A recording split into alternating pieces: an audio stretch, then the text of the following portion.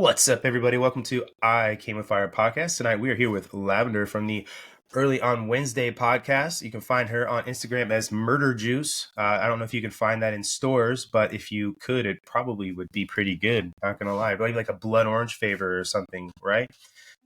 I don't know. Cranberry, maybe? Cranberry is good too. I like that little bit darker of a color, you know? Lavendar, I gotta know if I say that 3 times, like murder juice, can I like summon you straight over to here? Oh, good question. That would be like Beetlejuice. awesome. As Yeah. long Would as you be. have Bloody Marys, down. Oh, I Is that got your bloodies. Don't worry about it. Yeah. Dude, they're a good hangover cure. I know about it. Yeah. it just eases you back down the slope. That's all you're doing. That's true, because you need to, yeah, exactly. You need to get it back in your system, hair of the dog type of thing. Well, isn't that supposed to be like one of the rules? Like if you have to have an eye opener, that's like one of the 5. That's like you may have a problem.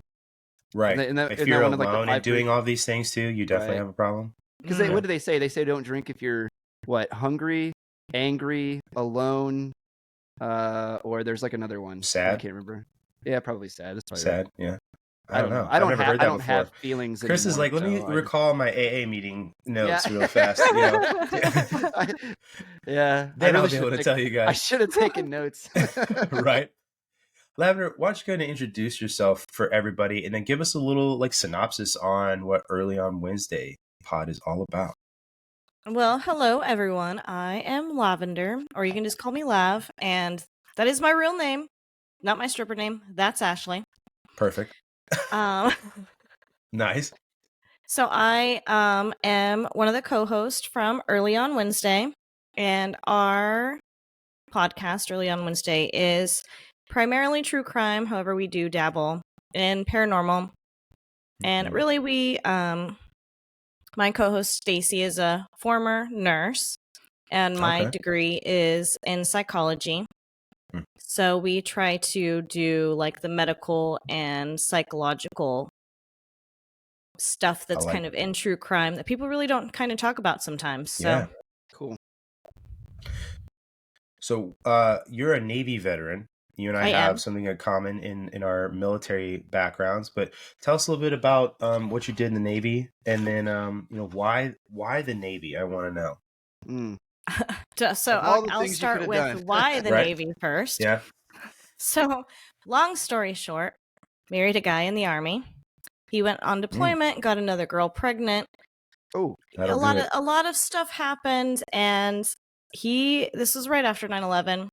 He re-enlisted in, I can't remember if it was Iraq or Afghanistan, but anyways, he re-enlisted and got all this money tax-free, came back with a girlfriend and baby, and I took the money and ran. And it took about 3 years, but that money eventually ran out, and I was homeless. And the Navy recruiter's like, "Hey, you look kind of down on your luck. Why don't you listen to me for a little while?" And I was a mess right into the your next DMs, day. huh? So the Navy He's is like, in hey. the chat. Yeah, right. right, Trying to get a job? Got one right. for you. Yeah. How's You ever that? put out Yeah. fires on a submarine? How's that dry ramen tasting right now? Like, Oh God, Dude, terrible, man. So when you were an MA, so for everybody listening, it's Master at Arms, which is the Navy's version of military police. Mm-hmm. And when did you go to like y'all's tech school or AIT or whatever you call it? When did I go to that? So I went to boot camp in 2008, and then so this was like it was cold, so like January into springtime. Right? I was at Great Lakes. Yeah. And then from there, I went to San Antonio, which is our A school. And so I got there right after. So I turned 23 while I was in boot camp. This was a long time ago. I'm trying to remember. Oh, wow. So my birthday's in April, so I turned 23 in boot camp. So then I was in San Antonio by May, probably. Yeah. So I got it. Yeah, that's why I asked, because you were there before I was, because obviously your tech school, MA tech school, is at Lackland, where the Security Forces tech school is. So I just remember seeing you guys in your little blue and black camis. Those are terrible. Not as bad as the ABU, I must say. The ABU is terrible, but marching around Lackland as well. I've always wondered, so what was the point of that? Are you supposed to be able to blend in with the water? Was that the idea? The Yeah. black and Blue and blue, black. yeah. That's what I heard. Yeah, that was the idea. So So that it's way, harder to find you when if you you fall fall off the ship. overboard, Yeah. you can't see. You'd think they would wear And they like were like Blaze highly Orange or something. flammable. Well, how does that make sense? What? Really? Yeah, yeah. Dude, I even got like special instructions when I got issued my ABUs not to use fabric softener because it had the fire retardant stuff on them. I remember that. That's so Oh, Yeah. weird. really? Yeah. Yeah, same. Our You would stuff think. is all fire retardant too, because it's like if Mhm. you wind up Well, in an explosion or something, you don't want it Yeah. close Right. like cake. I melt may into your have skin. misspoke because I don't know if they were flammable, but they would melt like plastic. Melt. Oh, What? heck on. Mhm. Like if you like took a lighter maybe to like kill a string on your uniform, Yeah, it would and you just know how melt the string like is like plastic and it like melts Yeah. up. Yeah, that's yeah. what these would do.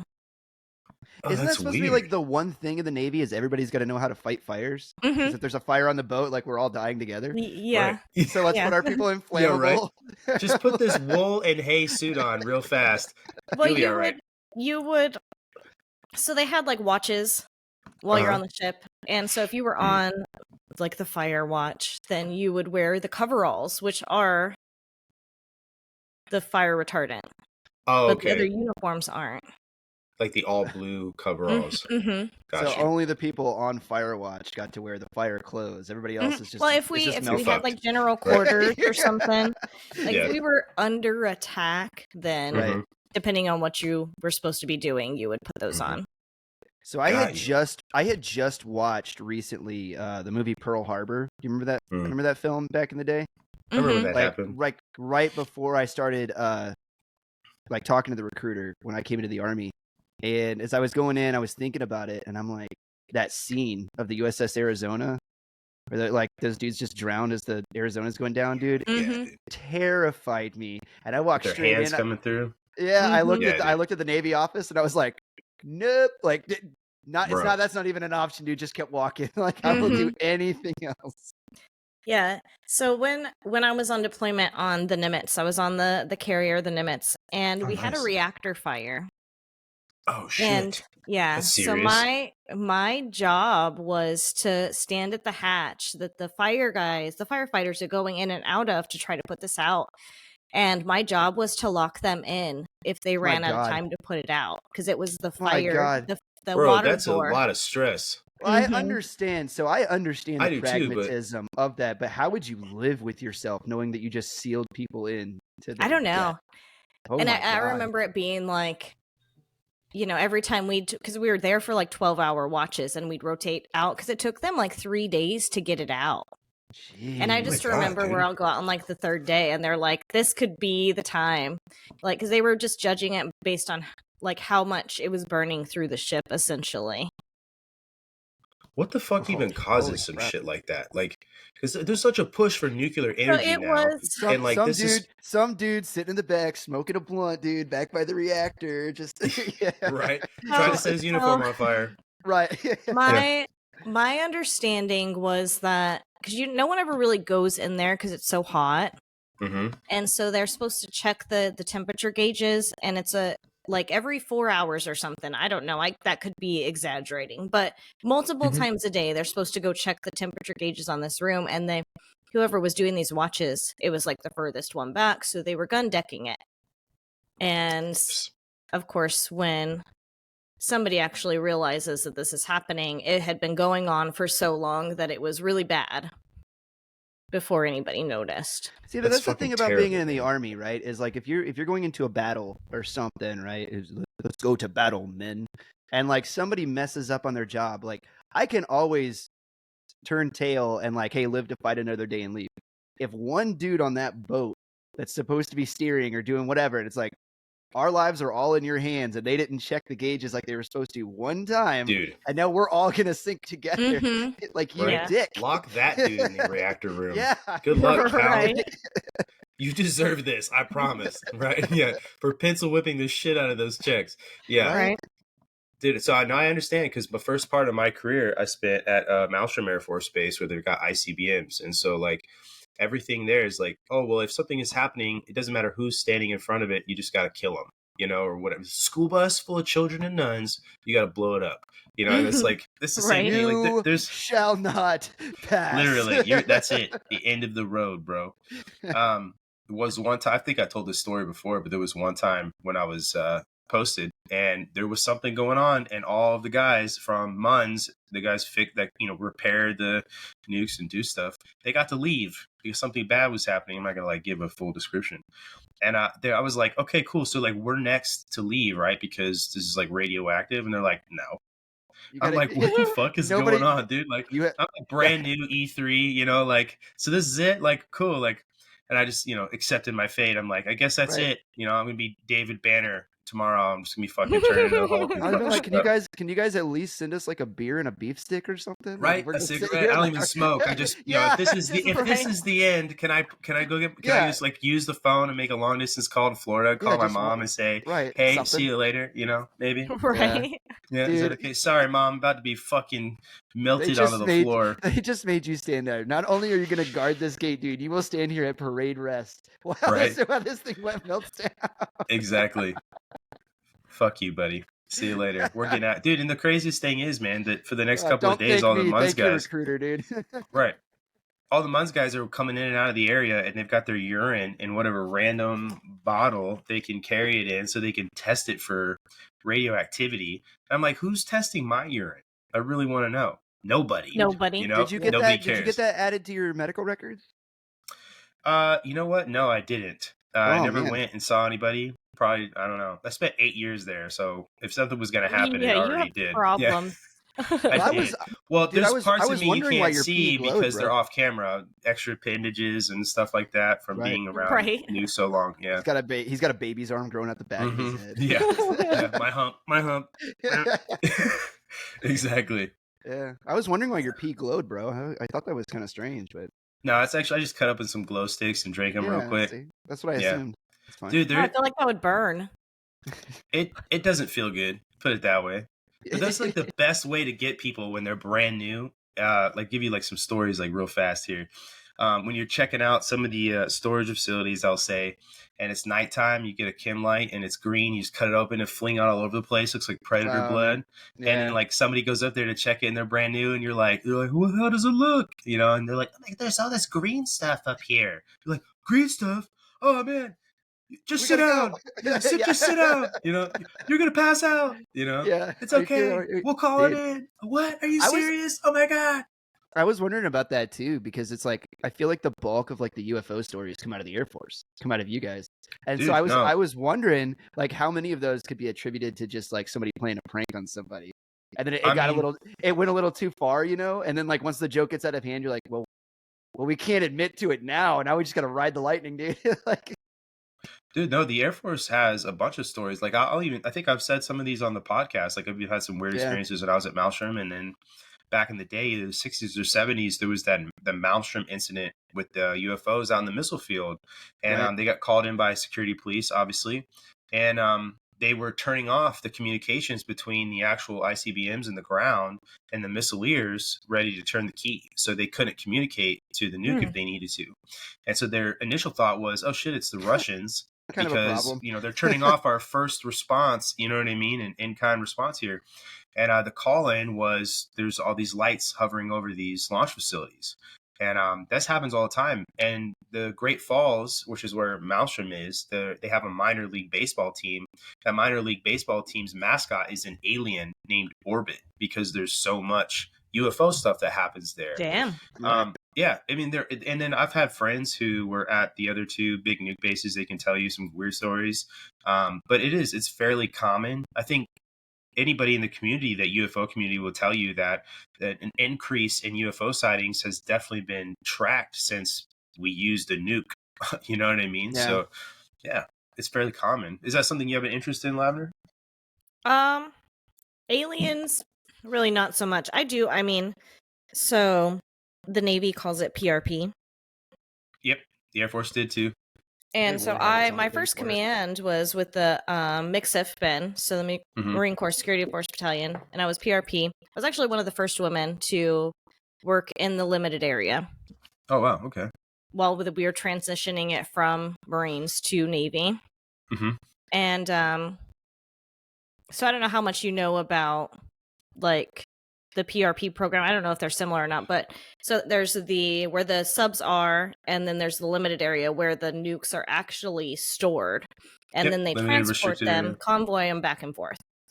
And so I worked in the limited area, and we had a tower in every corner, and we're not allowed to have any electronics or anything there. Same. The women we got busted and bust out because they didn't have accommodations for women to live in there. The men all lived in there for about 7 days, 10 days at a time, depending on what section they were in. So they went in, got locked in, and the women, we did 16 hours in and out. Right. So one night we're in the towers, and towers were normally like for people that fucked up, and you get stuck in a tower by yourself for 16 hours. Yeah, sounds about right. And so, like, me and her name was Young. First name is Diana. Hope she's not listening to this. I was like, you just got blasted out, Diana. Right.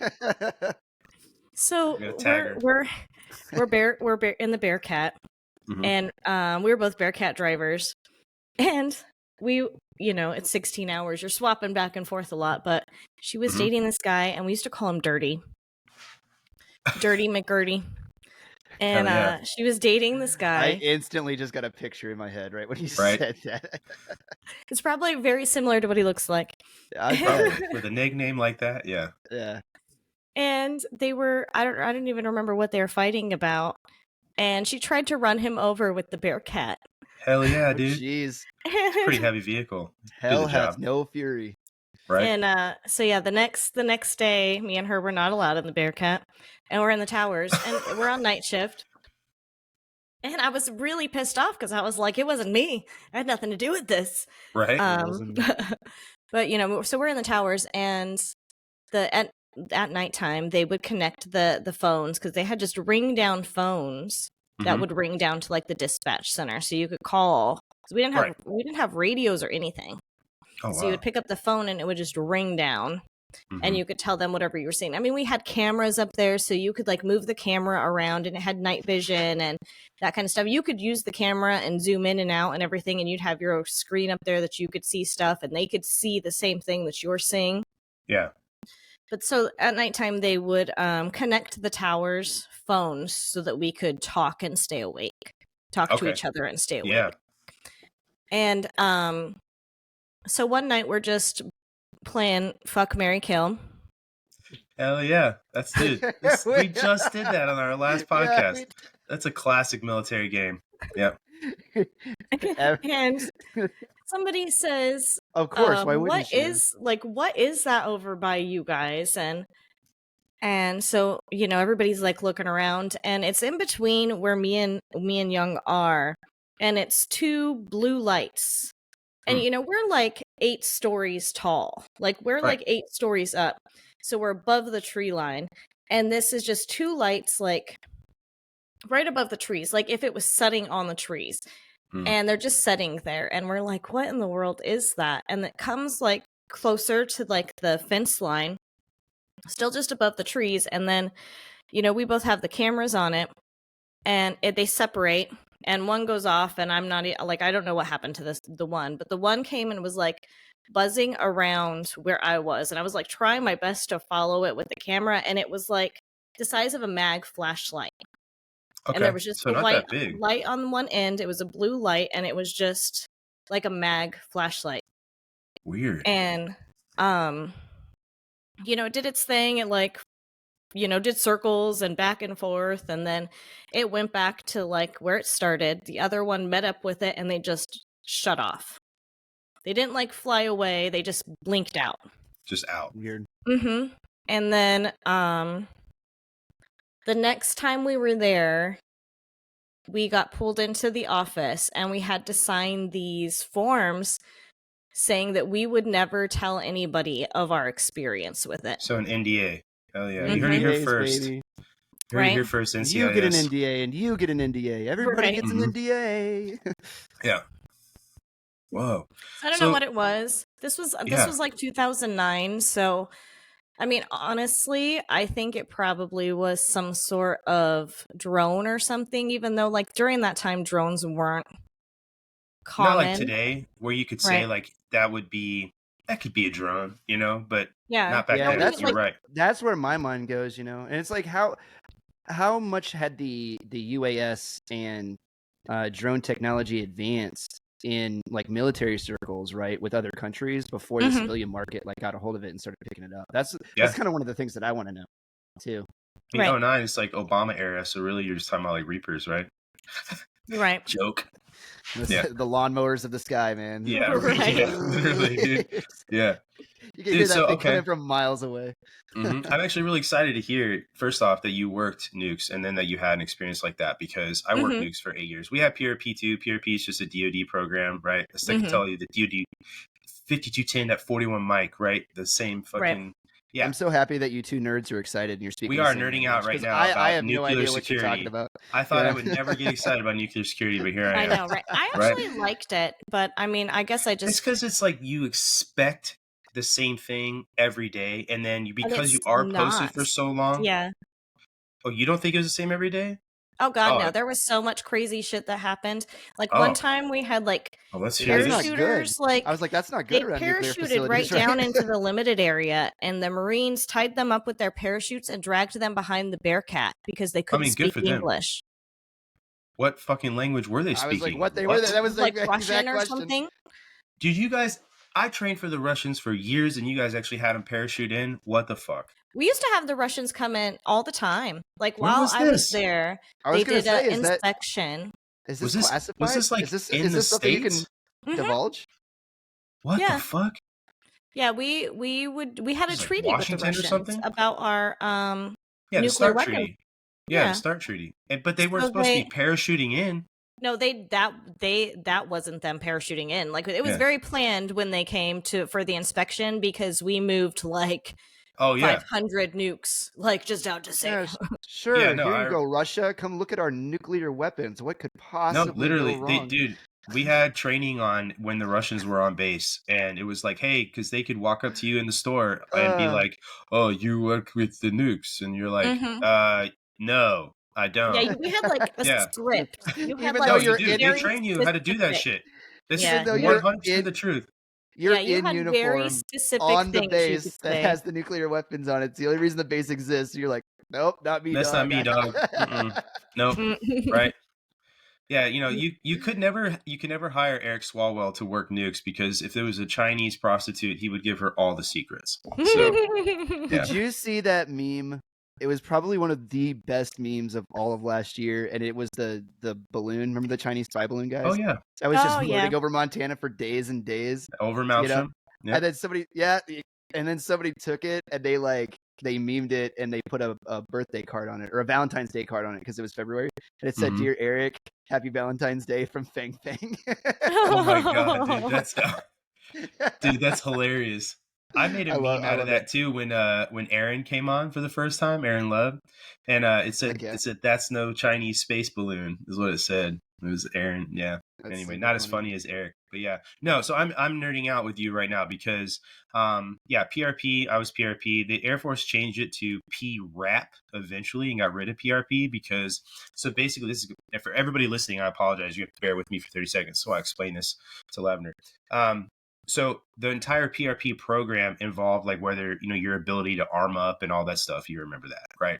So what people in the Air Force were doing is they had the ability to say that they were a conscientious objector to nuclear weapons, and they would never get posted where there were nukes, right? And so people like me got stuck there for 8 fucking years, and there were people that were there forever. So eventually the Air Force was like, well, since you guys are all shamming over here, we're going to take all the arming use of force stuff out of this reg, and we're going to make them 2 separate regs, right? Or we're going to combine the 2 of them and make them into the same reg. And then, so if you say that you can't be a conscientious objector anymore, and if you can't arm up, if you can arm up, you can work around a nuclear weapon. And so it got rid of all these people's excuses about not getting stationed there. And so they finally started rotating people up. Boys? Pretty much. So and they made it a rule that if you can't carry a gun, then you're going to lose your AFSC or your MOS for you guys, right? Wow. So yeah. And so they started rotating people like me who'd been there forever out of there. And anyway, but yeah, so Air Force has PRP2, but I'll tell you a story that I have told on this podcast before, but I'll tell it again. One night we had convoys too, just like you guys, apparently. And we were outside. This is on mids, and me and the other area supervisor that I was with, we were watching this convoy happen. It doesn't move very fast because it's inside a restricted area, right? And I think we they go watched like 5 this. miles per hour. Yeah, dude, it's slow as fuck because it's slow as fuck. We watched this orange orb from way up in the sky blink in and out and then blink down along the fence line. And there's all this lighting that faces out of the area as well as part of the whole security onion, right? Right. And it followed the convoy as it went down the road. And I'm surprised they didn't stop the convoy or turn them around. So that was one of the discussions that was had, but they thought that they could just get it there because it was almost, this is like the conversation that happened, right? Because you're right. When it was over, it blinked out and then blinked back up way up in the sky and then just blinked out like you talked about the other lights. Right. But when it blinked away from being in the fence line up in the sky, we had this really old comm tower in the area. And no one went up it. It was like condemned. You were even told like don't walk up the stairs. It's like Cold War era, super duper old. And the lights on the inside of it flashed on real fast. And then like a camera flash. And but that happened to us out there. And then I have plenty of buddies that were like actually out in the missile field. We're out in the middle of nowhere, Montana. We have a bunch of really weird stories. And then one night, so when I was a brand new airman, I was on mids a lot, working in the weapons storage area. There was some conventional storage units that we used to climb on top. We go through the turret of the Humvee and climb up on top of the conventional storage units. We pulled the 240 up there with us or whatever. But all of us brought camping chairs because we could sit there and watch and look out over the Lewis and Clark Mountains and watch the sun go down, just being fucking losers. And sit there and sip on a Monster, watch the sun go down. Dude, people have no concept of how the DOD or like the taxpayers basically pay military people to sit around 90% of the time for 12 hours. Like the average American citizen has no concept of just like Oh, it's true, dude. That's why I used to. A lot of doing absolutely nothing with little points of just like weirdness or terror that just like right. And then you go back to like nothing, you know? Right. Yeah. No shit, dude. So funny. It's so true. So you guys are sitting on the roof. We're sitting on the roof. Yeah. No, you're good. And so the sun's gone down. We're still sitting there, and you can kind of see the mountains a little bit.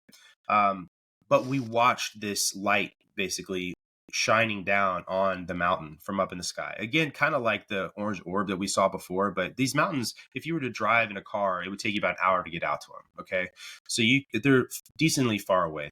You can see this light, and it was shining down on the side of a mountain. And it's not that uncommon for search and rescue to go out to these mountains. There's all kinds of trails and shit like that. It's Montana. But from the vantage point that we were at and how far away it was, you could see the entire side of the mountain and make out all the trees like they were lit up, like the sun was on them. And if you're a search and rescue helicopter, you're not going to light up the mountain in that big of an area that brightly. And then from an hour's drive away, be able to tell that. Right. And so we all were like, what the fuck is that? That's crazy. What kind of search and rescue helicopter has a spotlight that bright that we can make out like this from here? And then it went out and appeared on the other side of the range and then shot that light again onto the mountain. You could see it again, just as bright. And this happened for maybe a good 2 minutes and then was out again. So those are my two experiences with unidentified aerial phenomenon. Never had any USO phenomenon, but I know that people Commander Fravor was on the Nimitz when he saw the Tic Tac UFO. That's really, really famous. Yeah. Right. So Lav, I gotta know, kind of pivoting hard to the right here. Can you give us maybe a little teaser or something about what your strangest, spookiest, or most interesting kind of true crime episode that you guys have? I feel like that's a hard one. I have my favorite ones. Let's talk about one of those. One of your faves. Okay, do we want to do controversial or unsolved? Oh, yeah. Ooh, can we do one of each? Yeah, I was just going to ask that. Brandon, we synced up.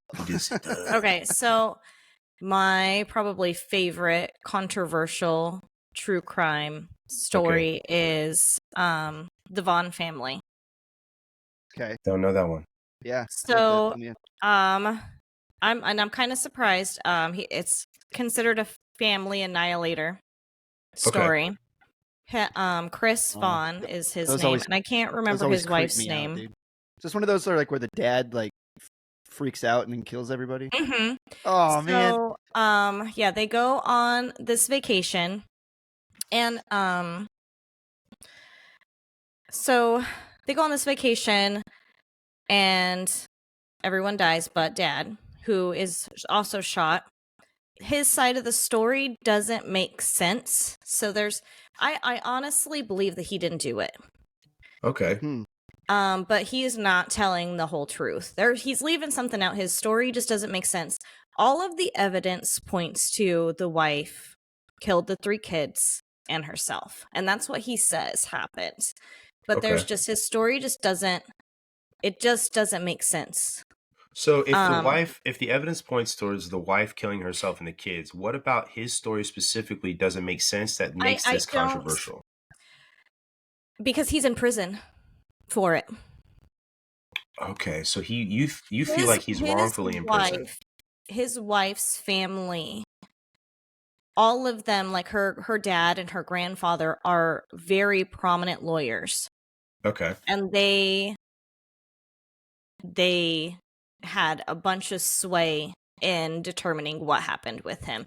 They just did not believe, her family just did not believe that she could do that. But there's psychiatrist and her medication. She's the one that had the gun. Even the crime scene, everything comes from, all the shots fired comes from the passenger side, which is where she was sitting. She is the only one. Her fingerprints are the only one on the gun. But because of her family's sway, and the fact that you can just tell listening to him that he's leaving something out. Because at first he says he can't remember anything. He doesn't know what happened. He's found on the side of the road with gunshots walking down the side of the road. He gets picked up by a passerby. And for like the first day, he's like, I don't know what happened. I don't know who I am. I don't know where I'm going. I don't know where I'm coming from. And then all of a sudden he's like, this is what happened. And it just doesn't make sense. He's not being completely honest with it. Do you think he's protecting her?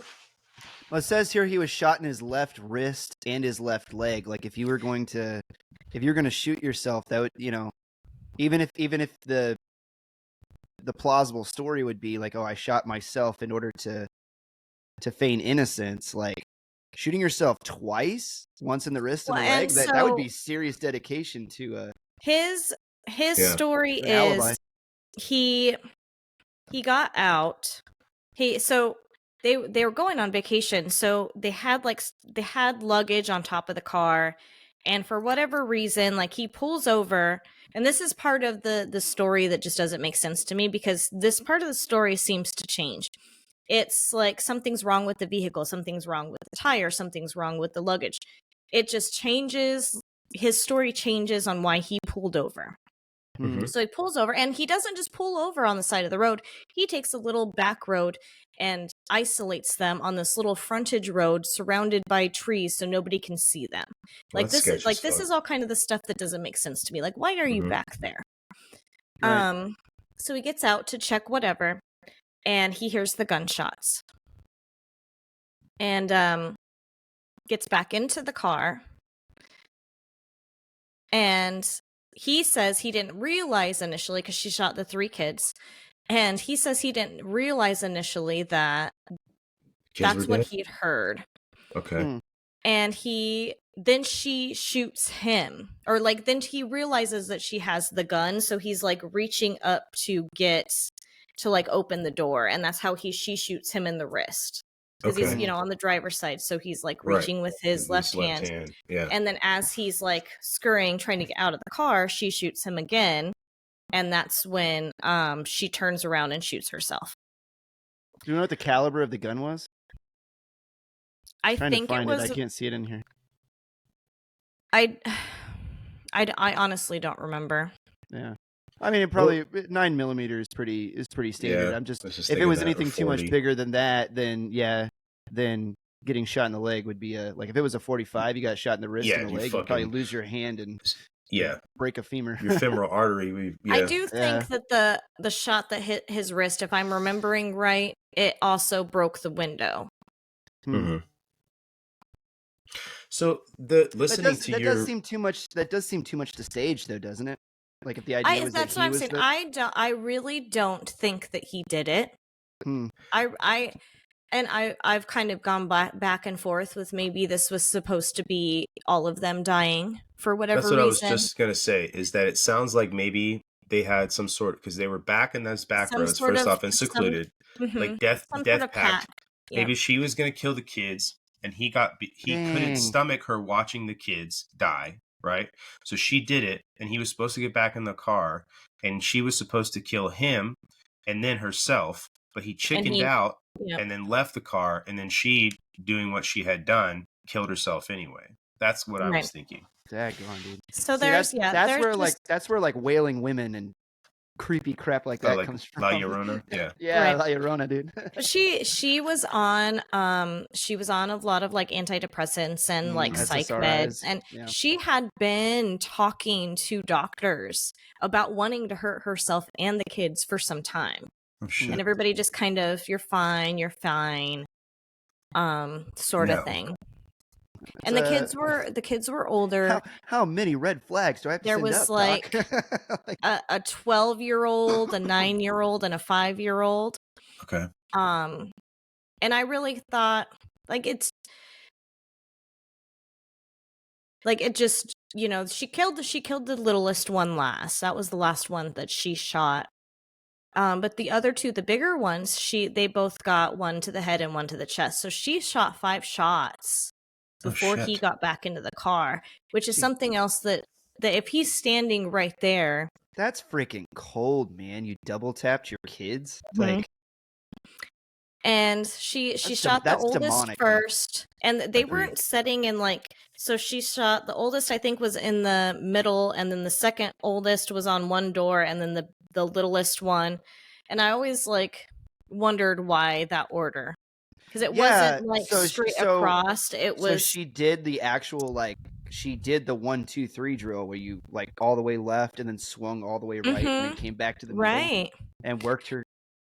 And I don't know. I just kind of thought maybe that she did it that way because, but this would take a lot of thinking and planning to do that, which I don't know if somebody in that mindset would even think that way. But to kill the oldest two first, the ones that would know to run away. If she shot the little boy first, then maybe the other two would be willing to fight back. Exactly. Big enough to fight back. Yeah, that's freaking evil, man. It makes me that's what it makes me think. Maybe she started telling the husband what she wanted to do, and maybe she convinced him that something was going to happen. And maybe that's why his testimony seems so off, because he's trying to protect himself really from I agreed to this death pact where we were going to just kill all ourselves and chickened out at the end. Yeah, my other question too, and this just comes from my medical background, but somebody that has a changing memory of a situation is also very indicative of a concussive event of some type. And so I wonder if there wasn't something like that going on in there too, because if he was in the vehicle when 5 shots are fired with the windows closed, you guys are cops, you've worked in and around vehicles and how loud a gun can be going off in inside of close quarters like that. I'm wondering if the dude didn't get his bell rung too in the process. Did they check him out? Because that would make sense with his shifting and changing memory. He was originally diagnosed with traumatic TBI, traumatic brain injury. No, amnesia, traumatic amnesia. I don't know exactly what traumatic onset, and retrograde amnesia. Yeah. Mm-hmm. Interesting. Yeah, that's a psychological phenomenon that does happen too. I couldn't imagine watching my wife gun down my 4 boys. Well, and then not being able to stop everything that I read about that, his memory came back way too quickly. I mean, it was within a matter of like 12 hours, and now he's telling the whole story. It sounds like guilt to me. It sounds like I'm going to cover up this by playing dumb or playing forgetful. And then when the police start pressing him for information to alleviate that interrogation, starts giving up some information, but leaves pieces of the story out because he doesn't want to give away that he was aware, A, that this was going to happen, and then B, was an active participant in it as far as not preventing it from happening. Right. And so did what sort On the of one defense side- did he offer up for himself during trial? Just that he was was forgetful and didn't remember anything? Yeah, that they used that during the trial, and that he was a victim essentially, but I don't He's in think he jail. ever confessed to it. Mm-hmm. I don't think he's ever confessed to it to this day. That's crazy. Like having any I've never involvement heard in of it. this. I'm reading here. It says during his trial, this is the Wikipedia page on Christopher Vaughn. It says during his trial, a forensic pathologist testified that Kimberly Vaughn was taking 2 medications known to cause increased risk of suicidal thoughts and side effects, including confusion or agitation. This was central to Vaughn's case that Kimberly was distraught over problems in their marriage and then killed their children, shot and wounded her husband, and then killed herself. He was convicted and sentenced to 4 consecutive life sentences. Yeah. They were having problems in their marriage, which is supposedly what this trip was. I can't remember if it was his parents or her parents had like arranged this kind of trip. It was supposed to be like a family trip in the beginning, and then they were dropping the kids off with the grandparents, and him and her were supposed to go on this like second honeymoon type of thing. Right. And try to get some of the spark back. Yeah, to try to get over. And from my understanding is her mental problems were what they fought about regularly, because she didn't want to take her medication because as we probably all know, like medication, like mental health medication, kind of numbs you, and it's literally why I won't take. I'll just say this out loud. Like I've been prescribed stuff before, and I just don't want to take it. So yeah, and that's kind of where she was. But she was not mentally in a place that she was safe to not be medicated. From like all her doctor records, she was mentally. She should have been receiving more help than she was. Here's what I want to know, and I'm not trying to be like darkly funny. Like I'm genuinely I can't understand. How do you crack the conversation of like, hey, you know what we should do? We should go kill the children and then go, you know what I mean? It's like, how do you bring a conversation like that up? And even like, this happens. I've seen stuff like this before where like the stepdad or the boyfriend convinces the mom to kill the kids so that they can be together or whatever. You know, it's kind of like, what was the situation that happened in Colorado with the Wells, the Shanann Wells, or isn't that what it is? Her last name is Wells. Where Watts. his girlfriend, Chris Watts, his girlfriend and him like decided. Yeah, they think that he planned to be with her. Yeah, but it's a fairly common thing. But I get what you're saying. Like, how do you leverage that conversation? Like, well, our marriage could get better if we did this. I think it probably starts out as a joke. Right. Oh, what if we just did this, and then depending on the other person's reaction, then you just kind of test the waters. You gauge it based on So where were they on vacation when this happened? Because you got to know, if you're vacationing, you have a gun in the car. Like maybe it could be for self-defense but they were going to a theme park, and from my understanding, he didn't know she brought the gun. So they were in their own family vehicle. Yeah. Okay. And they didn't keep a gun in the car. It was their weapon, their protection that they kept in their bedroom, I think. Right. If I'm remembering correctly. I was just thinking that, like, I didn't know the details on their vacation. I can't remember exactly. They were going to like a theme park, I think, with the kids, and that was like the activity for the family. Strange. Right. Well, I have a question for you here, Lav. Have you heard about this story, which is just breaking earlier as of this month? It's a South Carolina, pastor's wife that supposedly took her own life, but the details surrounding the case are starting to become a lot more interesting. Have you heard this story? I have not. So if you would indulge me, let me read this to you for just a little bit, because this one actually Please caught my eye. And I'm not typically a true crime guy, but being a former pastor's child myself, this one I'm like, this is a really, really weird story. So I'm reading here from, let's see, News Nation.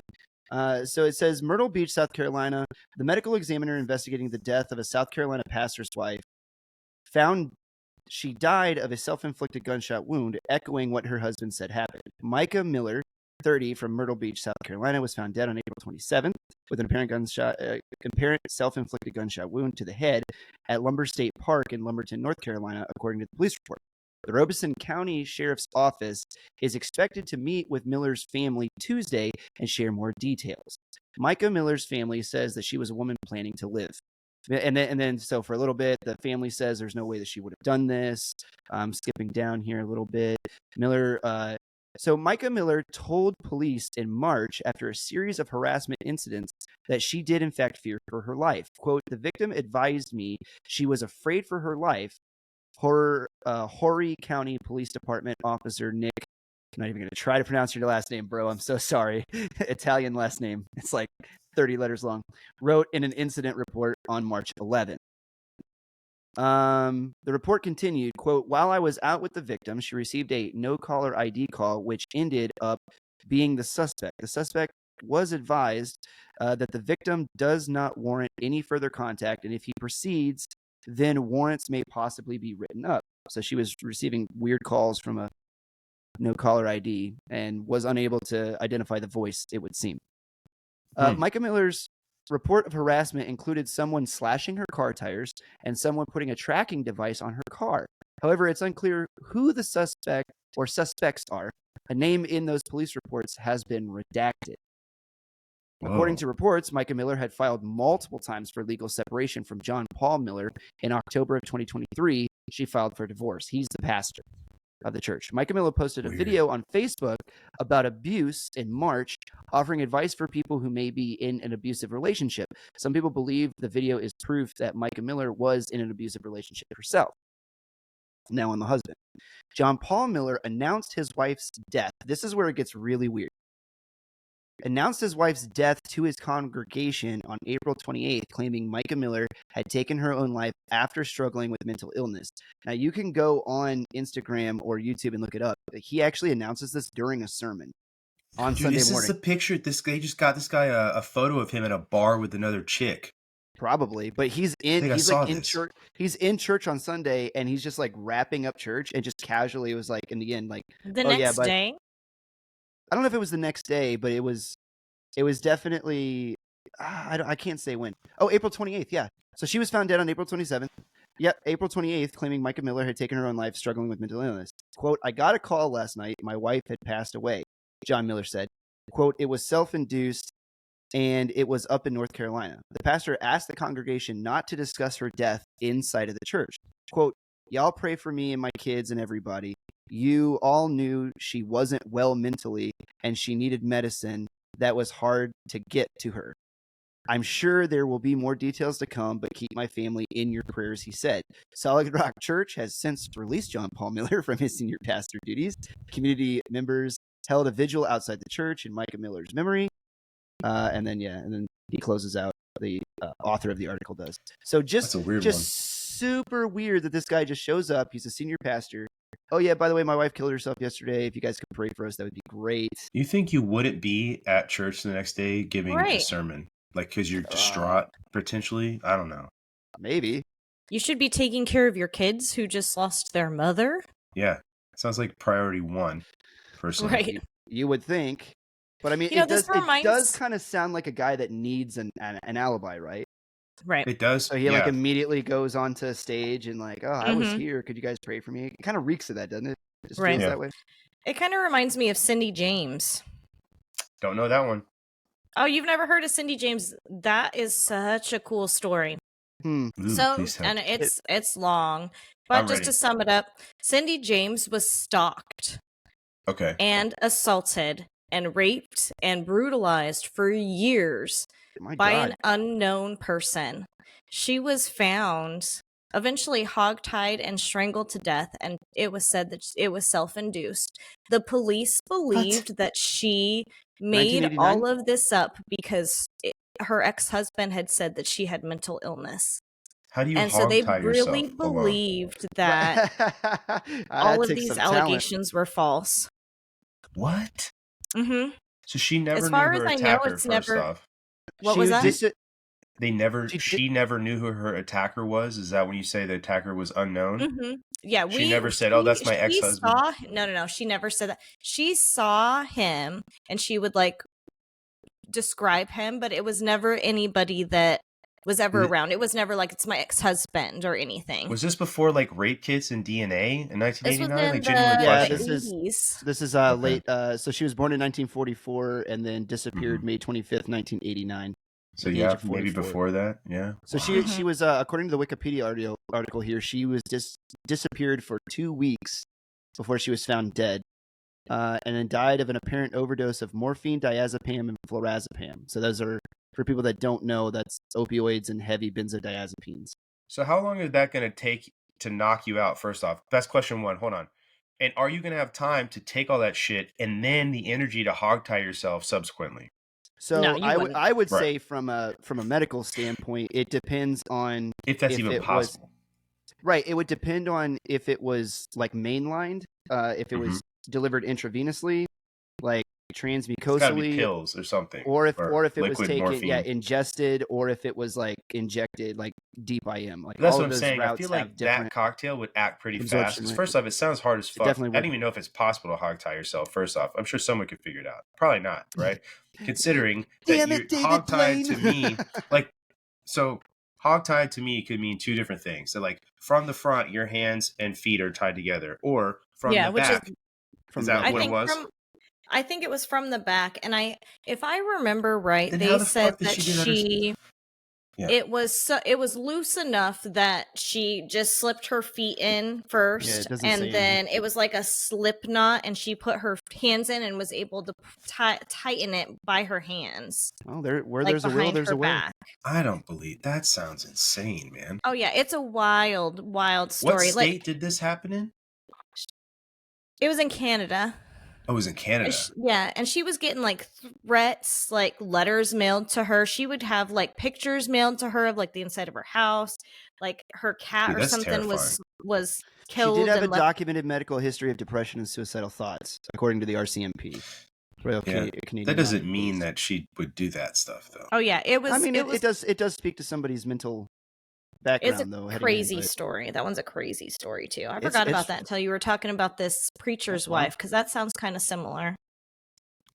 Dude, it takes a special kind of psychopath or sociopath to not just want to kill somebody, but then to like mentally torture them first, Mm-hmm. and then that. Man, this is some demonic stuff. It makes me think of like here. BTK. Yeah. Mm-hmm. Kind of. That guy got away with that for decades. Yeah, he did. That's terrible. So we talked about your favorite, right, Lav? Yeah, the first the one that was one of most your favorites, and then what was the controversial. other category or most controversial? So the Vaughn case, I think, is the most controversial. Got you. Okay. So I would say like the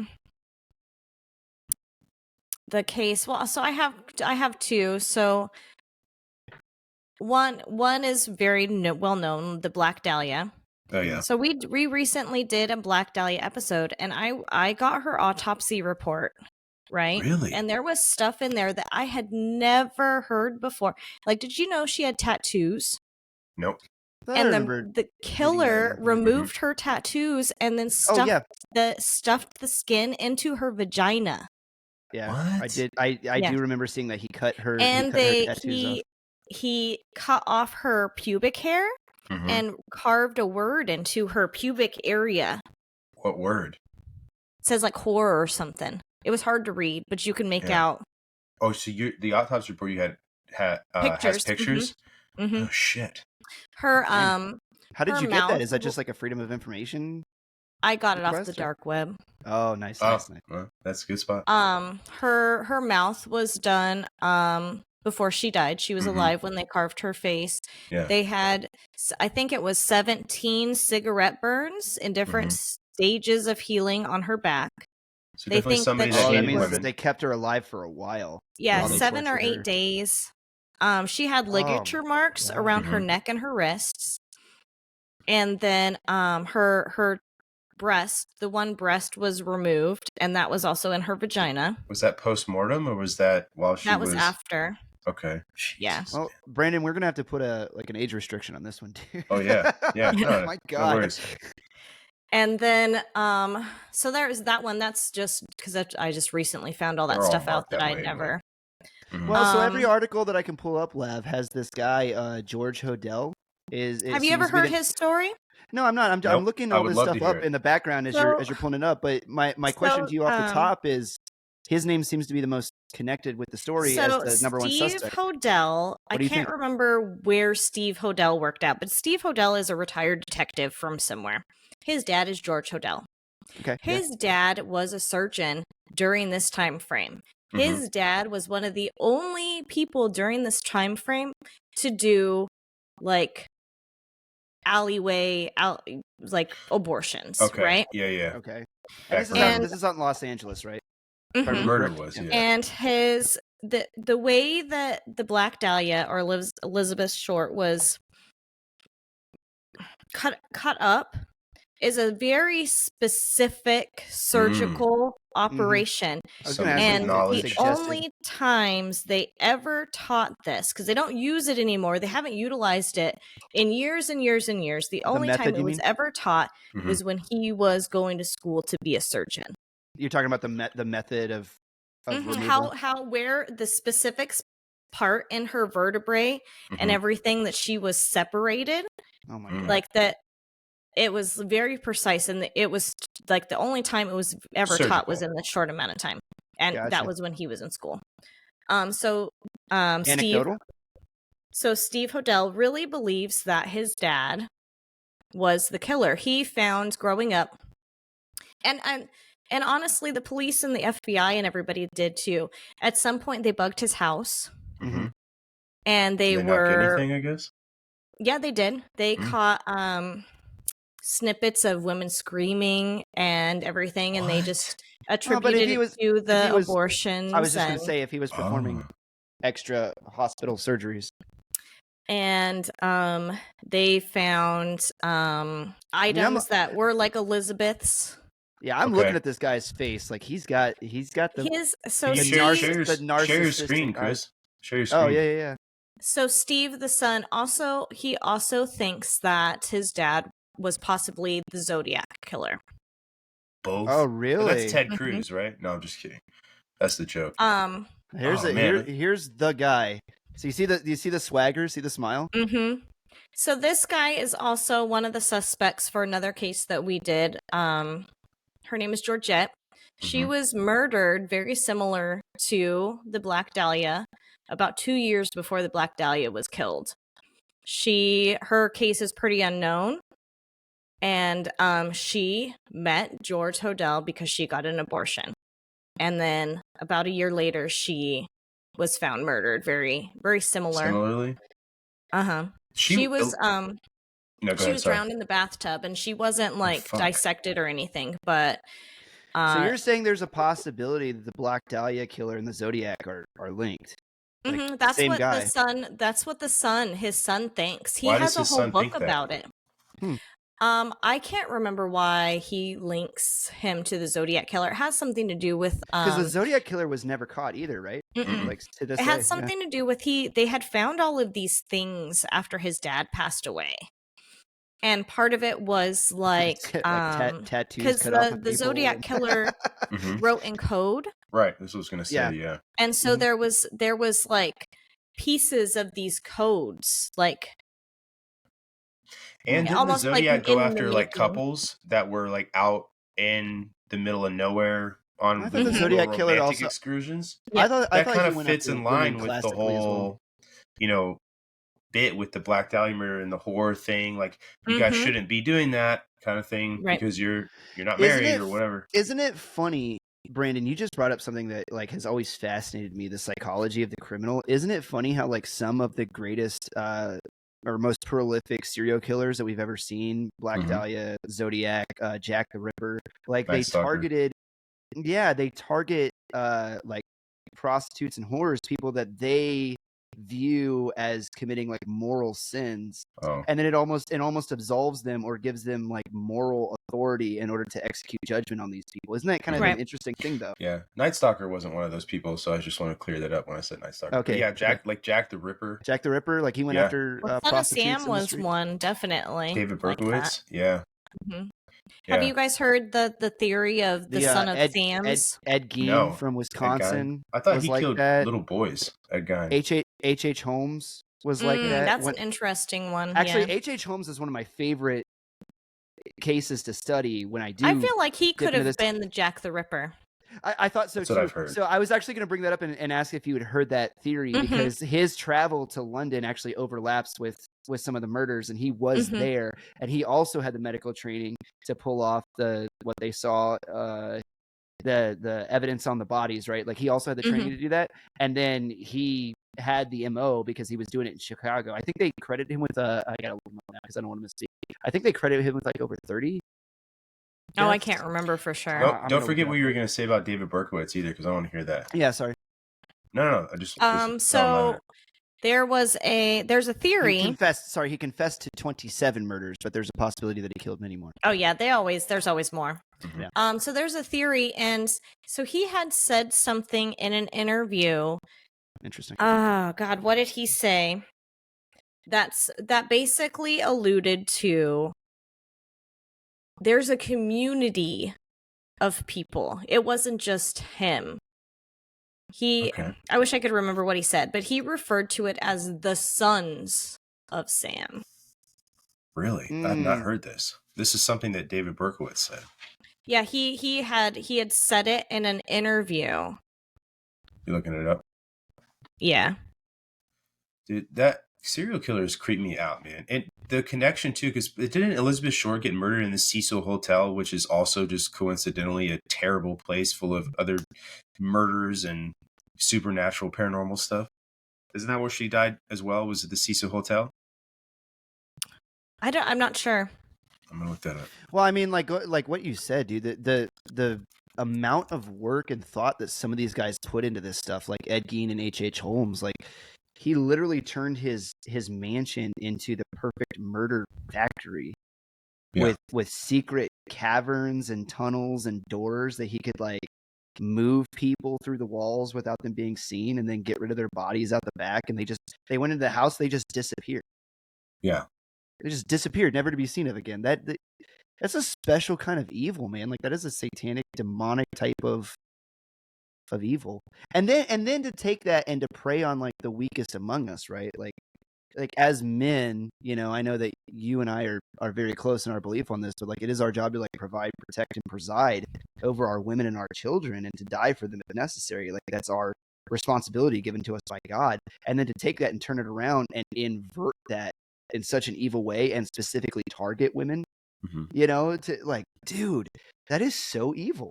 No, I was wrong. Supposedly that was like a creepypasta that Elizabeth Short was at the Cecil Hotel. But if you're familiar with like the Elisa Lam case, you know that one's creepy. Yeah, that is at the Cecil Hotel, which is like on Skid Row in LA. The Night Stalker, Richard Ramirez actually lived at the Cecil Hotel back in the 80s or whatever, when they were letting vagrants live in the hotel rooms. And that's one of the reasons he never got caught for so long, is because the police wouldn't go in Skid Row at all. And that's where he was going. Yeah. But no, you were saying the Elizabeth Short, the evidence on her, George Hodel and him getting caught. What else was found? Like, and you said the writing, like with the cryptology. What links them to the Zodiac. I can't remember for sure, like, because I really didn't dive too much into the Zodiac side of it. That's a weird one too. Yeah, that's and you know, there's the one guy that I can't think of his name. I think he was a homeless man, and he was definitely like batshit crazy. And they found him dead, and he had weird writings and stuff in his pockets. Mm-hmm. Do you know? Does this sound familiar to you? No, not at all. Is What this was somebody I that can't think think of maybe his was name. a suspect after the No, fact? no, no. He was just a guy. Okay. And but that just I thought because I can picture the writing he had in his pocket, but I can't think of his name. It reminds me of like the Zodiac Killer letters. Okay. Is His son, George Hodell's son, Steve Hodell, became a police investigator. Mm-hmm. maybe What? because of his dad? Yeah, that was and then he waited until his dad died. Like he had been investigating this stuff on his dad his entire life. And as soon as his dad That's passed away, insane, he man. started coming out about it. In 1999, yeah. Do you think So maybe he never ever said anything until his dad died. did he ever say in his book that he ever confronted his dad, even like in a joking manner? In the book I read about the Black Dahlia, no. But he does have a book that's called Most Evil. Most Evil. And it goes into the Zodiac, and it does apparently talk about the Black Dahlia as well. The one that I read is called the Black Dahlia Avenger. So coming over here, this is ABC 10. 10's website. 3 years later, I followed the evidence with all my training, and he actually was the prime suspect all along. Hodell said, Hodell being Steve, the son. For the Black Dahlia case, he was. Right. Well, Hodell's father bought the Franklin house in Los Angeles in 1945. This is where Hodell suspects his dad brutally murdered and mutilated Elizabeth Short, the Black Dahlia, in January of 47. He believes his dad then drove 6 miles to the vacant lot. Okay, yeah, so that's all talking about Black Dahlia. She was surgically bisected. My dad was a surgeon. She was surgically bisected at the waist, posed in a vacant lot, and pieces of flesh cut from the body. And yeah, we talked about that earlier. Not going to rehash that. Then he came back and reinvented himself in the 60s and committed these crimes as a transient, Hodell believes. He saw and looked at life different. He was an extreme sadist and misogynist at the highest order, and he kept on going his long life. Hodell believes his father is also responsible for about a dozen serial crimes in LA in the 40s, and he called them the Lone Woman Murders. Are those? Is that the Zodiac Murders? Is that what we're talking about? No, here we go. Zodiac was later. Hodell is working on a miniseries right now to divulge more evidence linking his father to the Black Dahlia murder and the Zodiac Killer. He hopes DNA and genealogy will help solidify his theory in these findings. So, super interesting, man. How do you have to like? You think about as a child, right? We all have parents, and you think about these qualities yes, necessarily so. Yeah, exactly. But we all have qualities we recognize as like, oh, that's my dad or that's my mom or whatever, right? If you grew up with your parents. Oh, I can listen to my dad walk through the house at night and I know who it is. And know it's him, whether it's my mom or my father. But what I'm saying is like you do or say something and you recognize like, oh, that's a quality I got from mom or a quality I got from dad. Like, how do you go about your life thinking your dad is this insane serial killer and then wonder about like yourself? I feel like there's got to be some sort of like existential issue going on in your mind the whole time. Like, fuck. Am I just gonna snap? Go ahead, Lev. I can relate to this. I mean, my mom was not a serial killer, but I was just going to say my mom was also a serial killer. Crazy. Right. Surprise. A lot of the things that like a lot of her diagnoses are hereditary. So as I was in my 20s, I was like severely terrified that at some point I would just wake up and be crazy one day. Right. And luckily I've surpassed that, but it was that's fine. Any little thing I would be anxious about something and be like calling like, my therapist, like I need to get tested for this. Right. Well, so I had a friend growing up who was a product of rape and didn't know his dad. Oh, wow. Yeah. That's got to be hard. Well, and so one of the things he said to me one time was that, and this was when I was in high school, is that he wondered about himself. Because if the man who made him could do this to his mom, he privately worried, he said that maybe something's wrong with me and I don't want to do these things. And I'm like, I remember at the time saying to him, like, I'm pretty sure if you recognize this now, knowing like your mom told you like where you come from, etc., you're probably miles ahead of your dad. Right. Yeah. I mean, I feel very bad for him. I don't know. Yeah, it says that you need to refresh your browser. It says that your browsing is preventing. Yeah, Chris will come back in a second, guys. He's having a few technical difficulties, but go ahead, Lavender. I don't know if I was in that situation as a mom, I don't know if I could ever tell my child that. Yeah, it's funny that you say that too, because sitting here having this conversation with you guys, I kind of quandared that as well.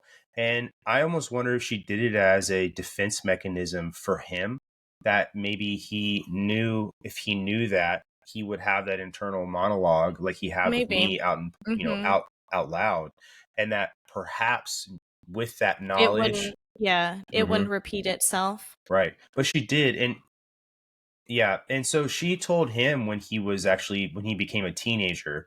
And so to me at least that she waited. right. Yeah. Well, that to me, like, obviously there's two things here. Like, you're not going to tell your 6-year-old where, Right. like, you're going to give a story for why dad isn't around, and it's going to be not the truth. Probably he's in jail, which is enough or something. I don't know.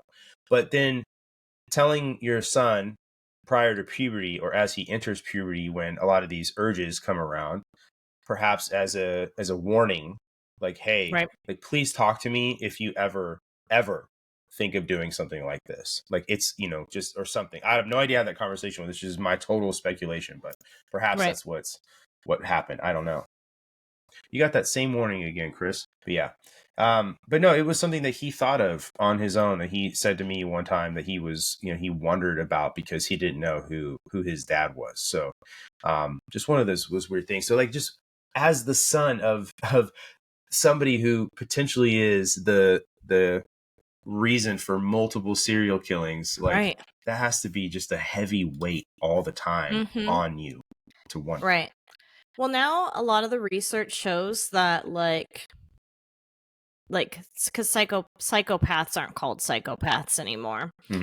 But a lot of the research is showing that it's genetics and, like, trauma from life that kind of creates it. So they say 1 in 4 people actually have the genetics to be a psychopath or a sociopath, and it just takes something happening in their life to essentially break them. Like joining the military. Dude, no, but for real, dude, the military is full of sociopaths and psychopaths. But I was just going to say that is psychopathy and sociopathy are, to me, the way I view them, and I'm not a psychologist, so like, correct my math here, Lavender, as I go down this trail, but that it seems like two paths, and something in your mind can snap and you become either one or the other. Or I suppose you could be born sociopathic or psychopathic, because you do hear about kids that are just insane, right? Right. But I feel like there is some trigger that you're going to become the CEO of a Fortune 500 company because you're a sociopath, or you're the Zodiac Killer. Like, that's your sorry. Go ahead, Doug. I was just going to say, it's usually some sort of childhood trauma that makes that distinction. Yeah, there was an episode of, like, one of the true crime shows. I can't remember if it was like NCIS or CSI or like whatever, but I distinctly remember that there was an 8-year-old kid. Like, the whole show, like, they were trying the mother for murder. Like, everything was pointing that the mother murdered the 3-year-old. I feel like I remember this. You see where this is going? And then I can't remember which show it was, but I do remember coming to the end, and then all of a sudden they all realized, like, all at once, like, oh my God, it was the 7-year-old boy. The 7-year-old and she was covering it up for him, and the mother was covering it up because it turns out the boy was a freaking sociopath, and, like, they had caught him trying to kill the 3-year-old, like, multiple times before, and this one time because they didn't want to believe it, and, like, finally this time he got away with it. And then when I don't know who this kid actor was that they had to play this guy, but it gave me chills up my spine, because they took him in and they were, getting ready to turn him over to Child Protective Services and everything, juvenile hall and all that jazz. And they sat him down and they asked him basically, it's like, why would you want to kill your sister? And he was just like, well, she took my toy once, and honestly, I was just done with her. And it was just like the coldest thing. And don't quote me, guys. It was, but that was an example of something he said. It was just basically this, like, super cold, super clinical, like, right. honest and direct, not what you were expecting. Right, because maybe he something didn't more feel, extreme. right. He didn't feel anything, and he just says it like, matter of factly, like, yeah, that was me. I did it. And he was like, the only reason I didn't tell you I did it before is because Mom told me not to. Right. It was like, whoa, you know? Yeah, but yeah, I remember that just like sending chills up my spine, because if you can do that at 7, that's a person that doesn't ever That need to to me be sounds in, like genetics. society. Like something in your brain is definitely. whacked. Yeah, definitely. Well, it's interesting you guys were talking about like nature versus nurture, like genetics and being able to toggle the stuff on and off. But it is kind of interesting. The Bible, there's a scripture in the Bible that talks about the sins of the fathers being visited on the 3rd and the 4th generation. And that like kids 3 and 4 generations away from a sin will suffer from the sin that their father committed. And it specifically says the sins of the fathers, which is very interesting. But then God turns around and says, but those that follow me, I will bless to the 7th and 8th generation. So they'll push the curse out further? Not push the curse out further, but basically it's forgiven is what God says. And then my blessings last twice as long as the curse. Okay. I get what you're saying. Is what God was saying. And it's very interesting that you guys were talking about that, because that was like the first verse that popped into my mind. Well, I'll say this too. Like I've had friends or known people growing up whose parents were less than savory, put it that way. And they become the same way. And I think that that's just 100% the household, the nurture just makes thing. Sense. Right. Yeah. But I've also had friends who I would meet their parents or their other siblings, and they're just incredibly nice people. And they're just a piece of shit. Like that like the kid is just a piece of shit. And it's like, where did this come from? Pastors' kids. There is a trope. You are either you go on to become the pastor of the church, just like your dad was, especially for the men, or you like fall. I had a or the nut rolls way away from the tree and goes the other way. Right. Yeah. And there's no in between. Like pastors' kids are like that. It's kind of hilarious. There's not like, I would like to say that me and my brothers and sisters are actually like the only normal pastors' kids that I've ever met. like my brother works at a chicken factory. My other brother is he's an author and a songwriter and an associate pastor himself. And then my 2 younger sisters, one's a librarian, and then the other one is like working in social media. You know, so it's just like, we turned out pretty normal, I would think. You know? I dated a girl in high school who came from a really religious family, and high school was when that whole rebellious thing for her started. And I kind of kept up with her like on Facebook, as one does from a distance. And definitely it was that exact opposite, where maybe too much of the religion at home drove her into a totally different alternative lifestyle. Just put it that way. Yeah. Dude, I rolled across, not that we need to talk about this, but it just kind of like it hit me really weird. I rolled across a former buddy's ex-wife's Instagram account earlier today. Okay. And she was basically doing like softcore porn now, like on Instagram. Like she has an OnlyFans? Going that direction. I don't know if she does. I didn't investigate. I was like, you know what? Unfollow, because that's weird, because you used to be my buddy's wife. That's strange. That's too much. That's too much. I don't like this. And my paradigm has been cracked again. And well, tell me I'm wrong that this left. isn't just the exact sort of shit you expect from the military community and those who've been in a part of it one way or another. Right. Yeah, straight up. Right. So Lav, I have one more question for you moving forward, and I'm gonna hard pivot again. Okay. It's not often that we get a panel of Army, Air Force, Navy, and then you also work with the Marine Corps. So we're representing the boys right now, like across the force right now. Right. Have you guys been keeping up with the news, the political news on the recent like push against DEI in the military? Have you kind of like seen this like start to come out? So do you know who James O'Keefe is?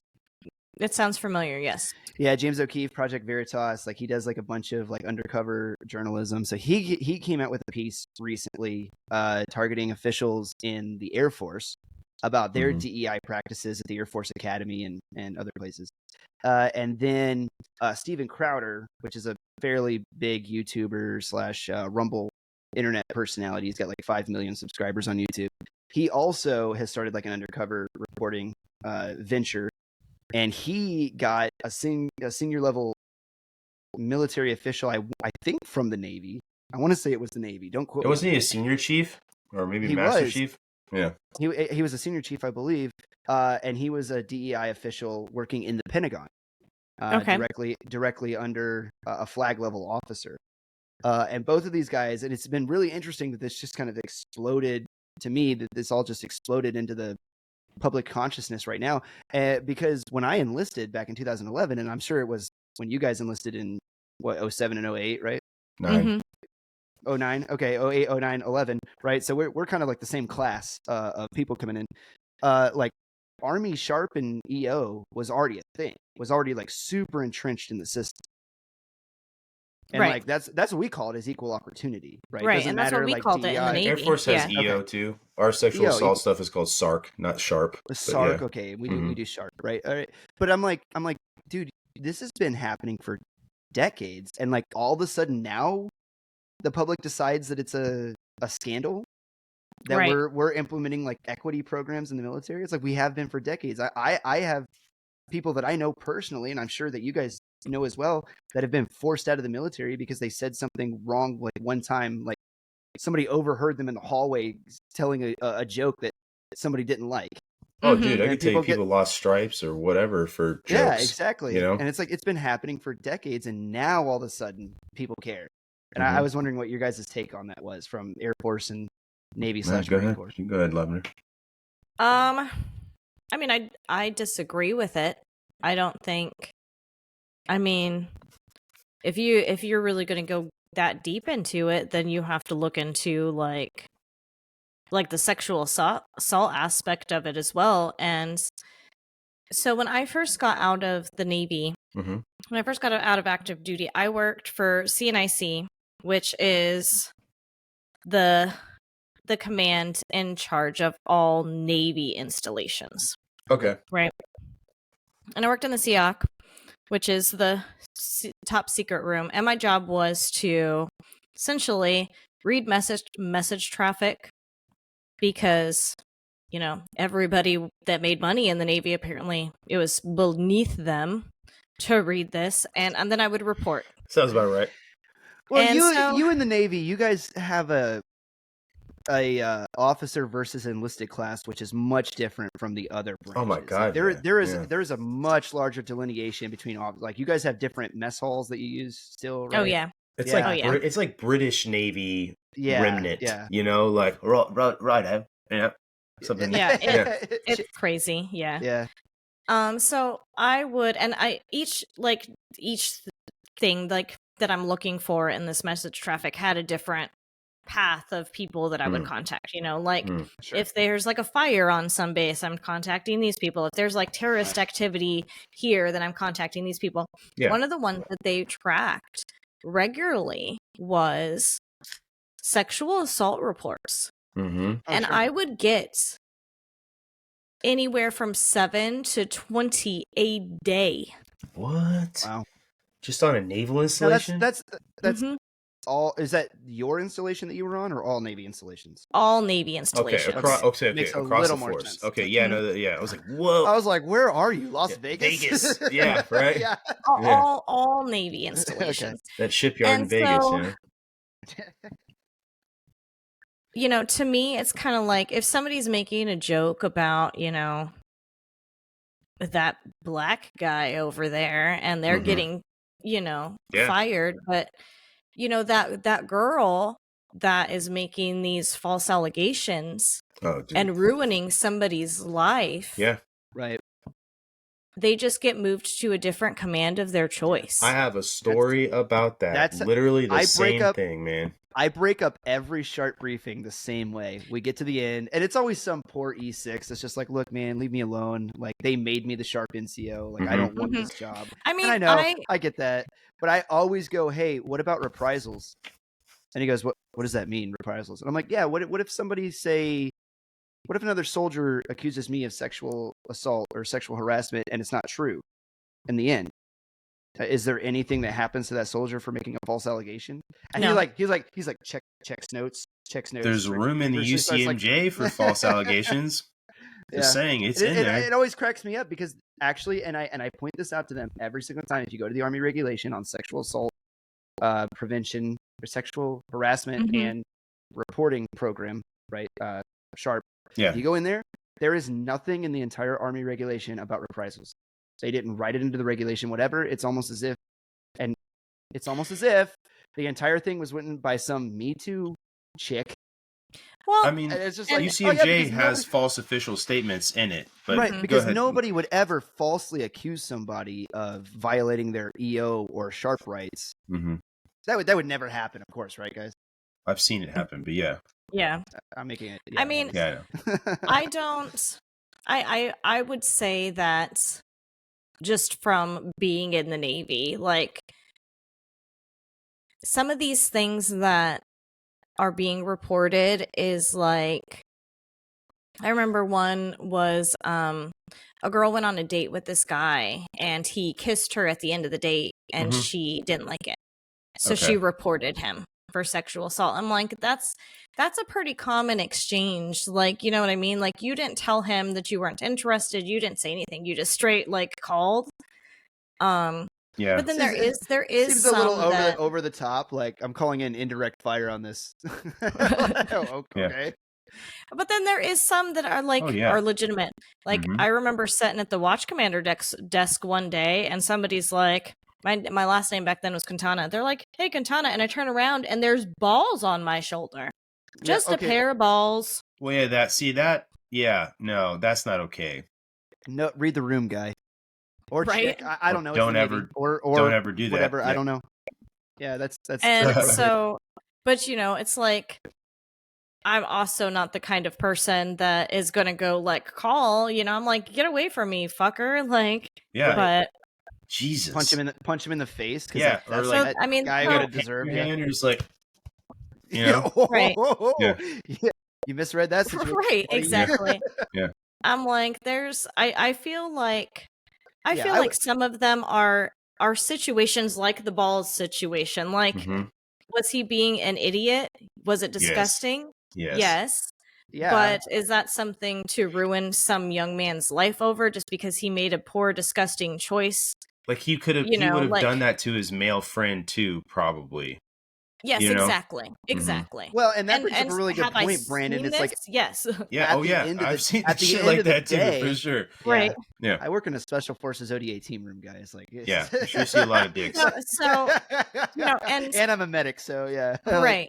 Dicks and buttholes. It's like, it's kind of my life. I worked in like the MA rate in the Navy is very limited with women. There was some commands that I was at. I was the only woman working there, so I got treated like one of the guys. But see, Brandon, you brought up a really interesting point earlier, because it's like on one side they would have you believe that they want like Starship Troopers in the military. It's like we're all just soldiers. We all just worked, or Marines. I'm doing my part. Sailors, airmen. I'm doing my part. And like there is no difference, and we all have the same physical standards, and it's just the same. We should, it's like, because I heard actually the other day that down at Ranger School, now that they're letting women go through, there's so much limited space that they are actually having Ranger students shower together, co-ed showers. Oh wow.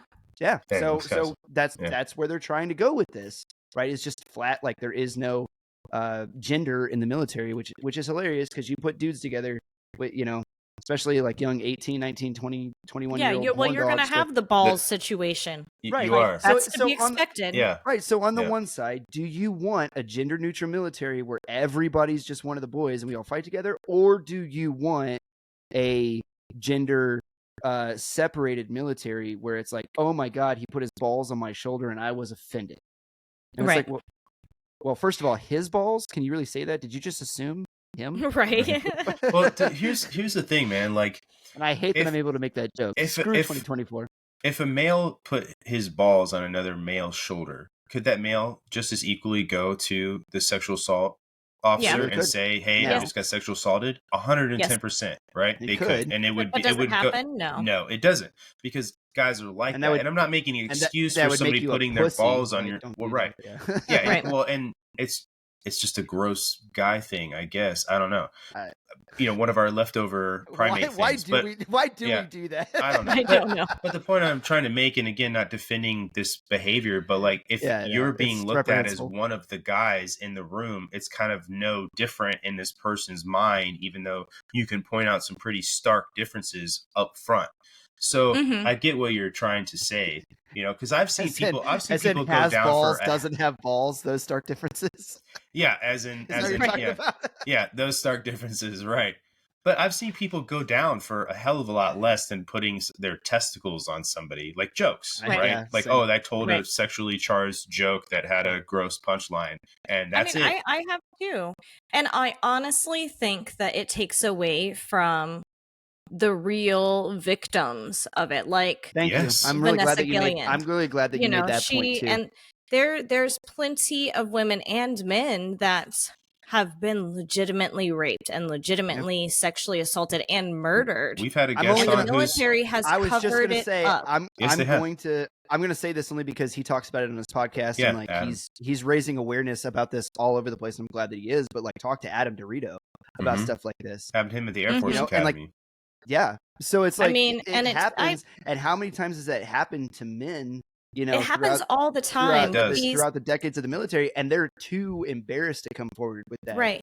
crap, It's well, you know? and then all these little allegations that are, retarded, like the jokes and everything. It's taking away from the significance of the actual harmful acts that are happening. There's a common theme here, and I'm glad you said this because it spawned this other thought in my mind. Is this younger generation of people likes to use words that have real meaning, but when you use them in an all-encompassing way, they lose their meaning. So I'm going to make an example.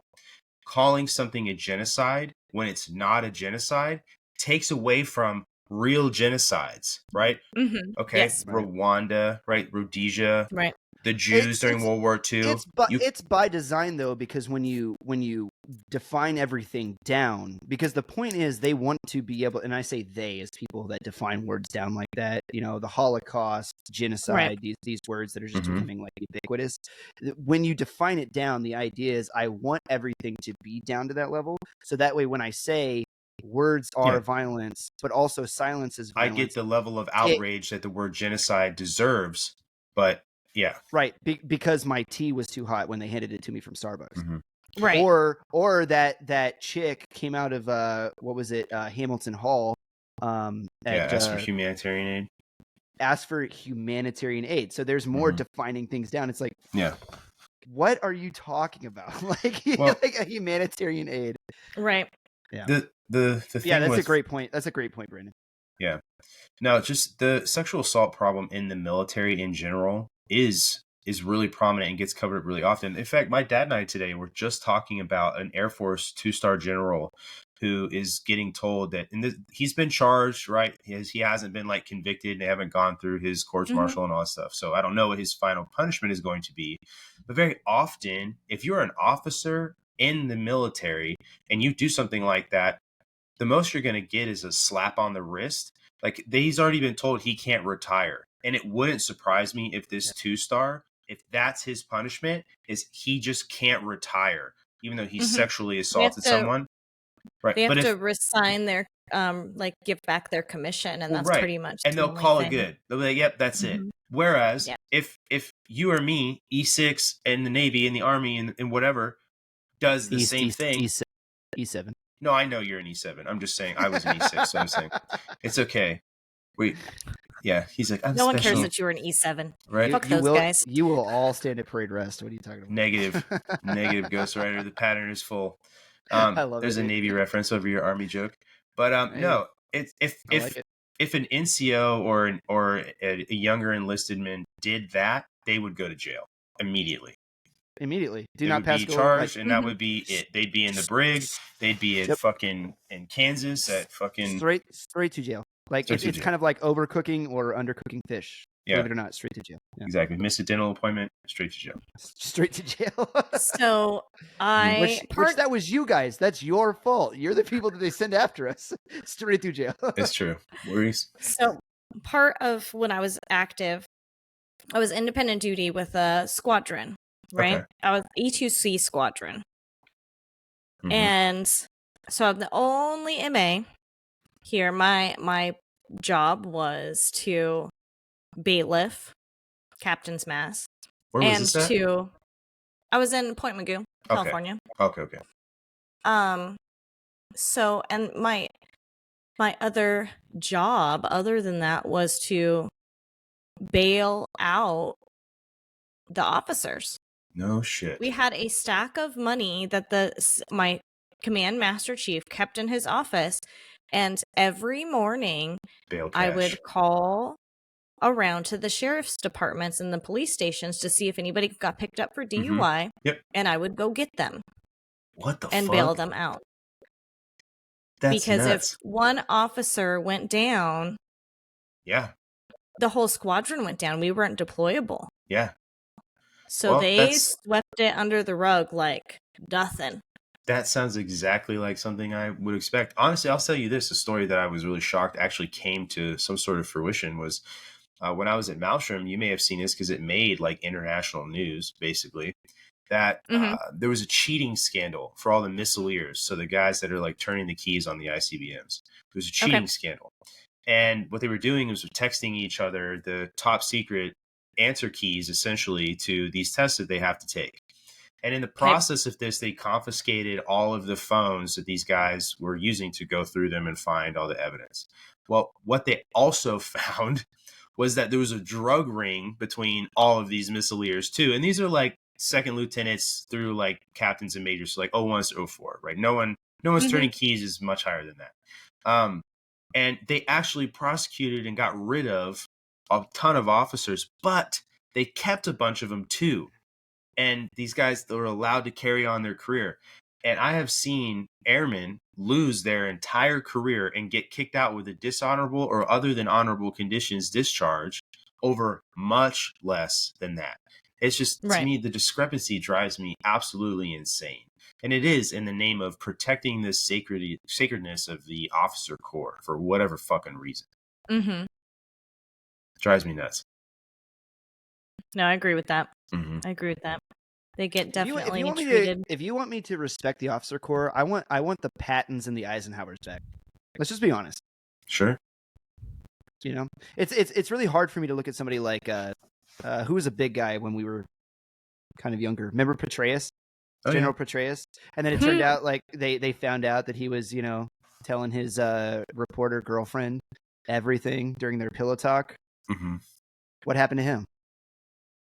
He wasn't allowed to be command. Didn't he like lose command of CENTCOM? Was that what he was in charge of at the time? I think that was after he was in CENTCOM. I would have to go back and like actually look up the timeline of it. But my whole point is like I think the biggest thing that happened to him was he was not now on the short list to be Secretary of Defense.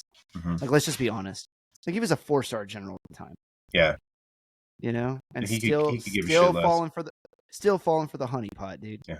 Like so you said that Lavendar, that you guys also touch on like paranormal stuff to hard pivot as we've been doing, right?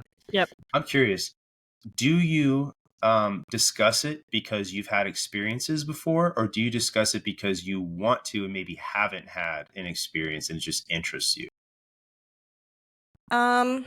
It's a little bit of both. Yeah. We have a lot of people talked about like paranormal experiences that we've had. Mm-hmm. Stacy has no knowledge of cryptids or anything like that, so I'd like to bring her some cryptids and we talk about that. And most of the time she's like, "This is completely retarded. Like, why do people believe this?" I mean, a lot of cryptid stuff is retarded.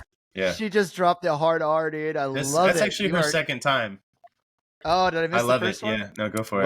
Welcome. No, she's a millennial like us. What's your? I know we were, but we're like, I hate that because it's like I was born in 1990, Brandon 89, right? 87. Oh, yeah. I'm so much older. I'm 86. Oh, 87. She actually January of 87. So 86. She's actually that's the last year of Generation Y. Mm-hmm. So she's actually a generation in front of us. April of 86. But my whole point is, I was like 86 to 90. Like we were still free range kids. I can tell. Yeah, Every single one I of us agree. were free range kids, and you can tell it's not I the was. generation gap that like changes you. It's My parents were put a you lot of allowed to trust in stay me. out till Right. the street I was lights just were having on. this conversation with somebody else. I was like, we're the ones that, like, I feel bad for my daughter. Mm-hmm. All the things that she is not getting able to experience, and just one, because I do true crime stuff, and I'm like, you're not walking around Target alone, bro. Yeah. Like, sorry, sweetheart. Mommy does this for a hobby. He's and like, Yeah, I was gonna say. the other day we're in the bathroom and there's a dude in there because everybody can use bathrooms now. 'Cause it's the same bath, Target. and I'm like, busting in, and she's like screaming at me, "What are you doing?" I'm trying to go in the stall with her, and I was like, "There's a dude in here. You're not going Yeah. in the stall alone. I've got to be My in wife here and to I- whoop his my- ass." Fuck Like, no. Yeah, hell yeah. Hell yeah. Mama bear. Yeah. Hell yeah. My wife doesn't even go to Target anymore because of that. And now we're out here on the Pacific Northwest. She sure as hell doesn't go to Target out here. right. It's so Absolutely not. bad. Well, We were at the zoo the other day, and an obvious transgender person walked up and started trying to tell my kids about the bears, and you could just see the look on all my kids' faces of just like utter confusion while this dude with long hair and like stubble who was trying to dress like a woman was talking to them. And at one point my 6-year-old Caleb looks at me and he just looks at me with this face. He was like, it looks back at the dude, and I was like, I couldn't stop laughing, and I was just like, And the guy finally looked at my kids and looked at me and just kind of like scowled at us and like walked away. And Carson was like, "Dad, what was wrong with that dude?" And I was like, I don't know. Let's go to the loser house. You should have said that while he was here. Right. It'd been perfect. So is your interest in like the paranormal like a cryptids thing, or is it like ghosts or what? And then also, I want to know what your favorite cryptid is. My favorite cryptid. Well, no. Answer his I have a question favorite then. cryptid. Yeah. I prefer ghosts, probably like hauntings and stuff over cryptids. Same. Okay. We talk a lot about like demons and ghosts Really? and hauntings and stuff like that. What about demons? Comparing. I mean, basically, I think we're both on the same. Me and Stacy are both kind of on the same level that demons really aren't a thing. Like if you're in a place that has a haunting, like say you go to an insane asylum or you're a prison, those aren't demons. There was murderers there and crazy people there. That's what you're dealing with. Just because they're dead doesn't mean that they stop being evil. They were evil in life, they're evil in death. Let's get that out there. Completely opposite of you. So being a Christian man, the scripture says to be absent with the body is to be present with Christ. So one of the things that I believe that when the human soul leaves, like there is no human like sentient souls still here. If you're not inhabiting a body, then you're, either in heaven or in hell. That's, what we believe as Christians. And so I would say, and I do believe in the paranormal because I've had paranormal experiences of my own. But you think so? You think that they're all?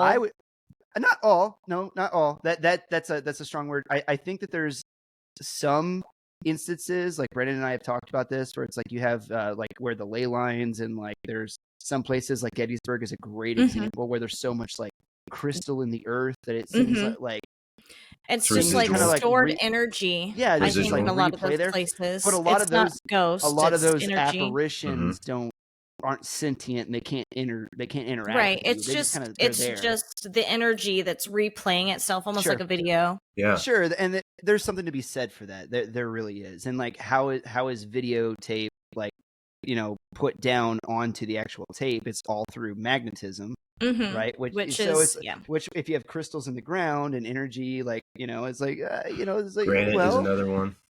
Granted, yeah, I believe that. I support that. When you have like poltergeists and like true sentience that you can like talk to and like interacts with you back, I exclusively believe that is malevolent, demonic energy.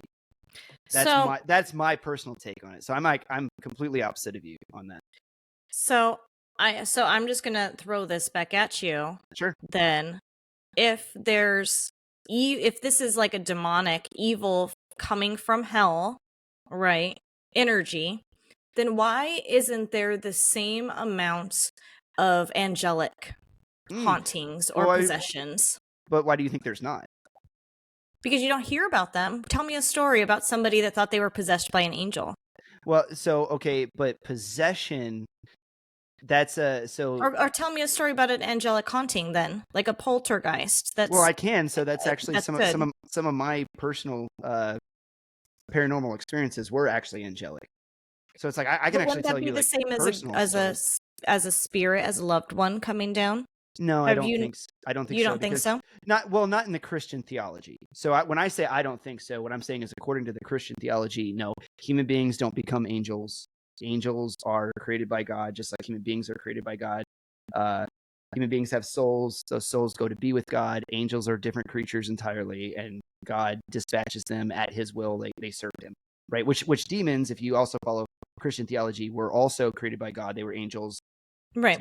Millennium ago. And then there was a great angelic war at some point. Isaiah talks about it. And Jesus said, and I saw Lucifer cast out of heaven as one, like he talks about him falling like a falling star, right?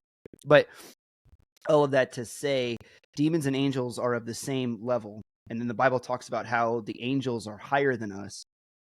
And yet Jesus loved us enough to come and die for us because we were made in the very image of God. When the angels that went against God and followed Lucifer were cast out of heaven, Jesus didn't try to go to redeem them. God didn't try to go to redeem them. So there's a certain thing about us that God loves so much, even though he created the angels and he created us. There's a thing about us that he loves more than anything, right? But going back to, you said, why is there not as much angelic activity? That is a very interesting question. And to that, I would still say, like, what do you mean not as much? And like, what does angelic activity look like? Because it would stand to reason that if you're a malevolent demonic spirit and you want to turn people away from God, and like fear and anger and rage are the things that you work in, and confusion, everything that's anti-God. Beauty is of God. Knowledge is of God. Peace is of God. Steadfastness. These are the things of God. So like the demonic is everything that's opposite of that. So it's very easy to recognize when things are just anti-God, because it tears your spirit up. It goes against it. Like when you see a woman able to like double tap 3 of her kids in the back of a car, like that's why I kept saying that's demonic. That's not natural. You can recognize that like instantly. I don't know. I don't. How would you recognize the angelic, and how would you define it? I feel like that's too black and white. Interesting. Because I would say a person that is willing to like give up their life, for their friends. Like the dude that falls on the grenade. We're all vets here. We've seen it. We've seen true acts of heroism where people just had inexplicable levels of courage. I mean, I've seen that, and I've also seen that same person beat his wife. Wow. So which way is it? You guys are cops. You've seen the best and the worst. But that's what I'm saying. I feel like your scenario is too black and white. It's not easy to see which is the angelic. No, that's my entire point. Is it's not easy. And then my entire point is like, how do you define? Oh, okay. It? So it's like I'm tracking now. Yeah, which is which, right? I'm gonna throw a switch in there on you now. Yeah, go for it. I like this. This is fun. So giants are said to be the Nephilim, the human angel hybrid. Yep, yeah. The Nephilim. Genesis chapter 6. I love this. Brandon, let's talk about it, dude. We've actually talked about this. I want to hear I know she's got something else she wants to say. Like, or are you like asking like how do you quantify that? Is that what you're asking? I want to know how that relates in this theory of the good versus evil. What would this being then be? I'm totally deferring to Chris on this one because I don't know enough about it theologically to answer this question. Would a giant be considered angelic? So, yes, in all technicality, because when you say the word angelic just means of the class of angels. So it's like when we talk about angels versus demons, right? It's like all spirits above us, angels and demons, are all angels, right? Mm-hmm. But all demons are angels, but not all angels are But demons. weren't the ones Does that make sleeping sense? with the human women the fallen angels? So then wouldn't All they it not said, be?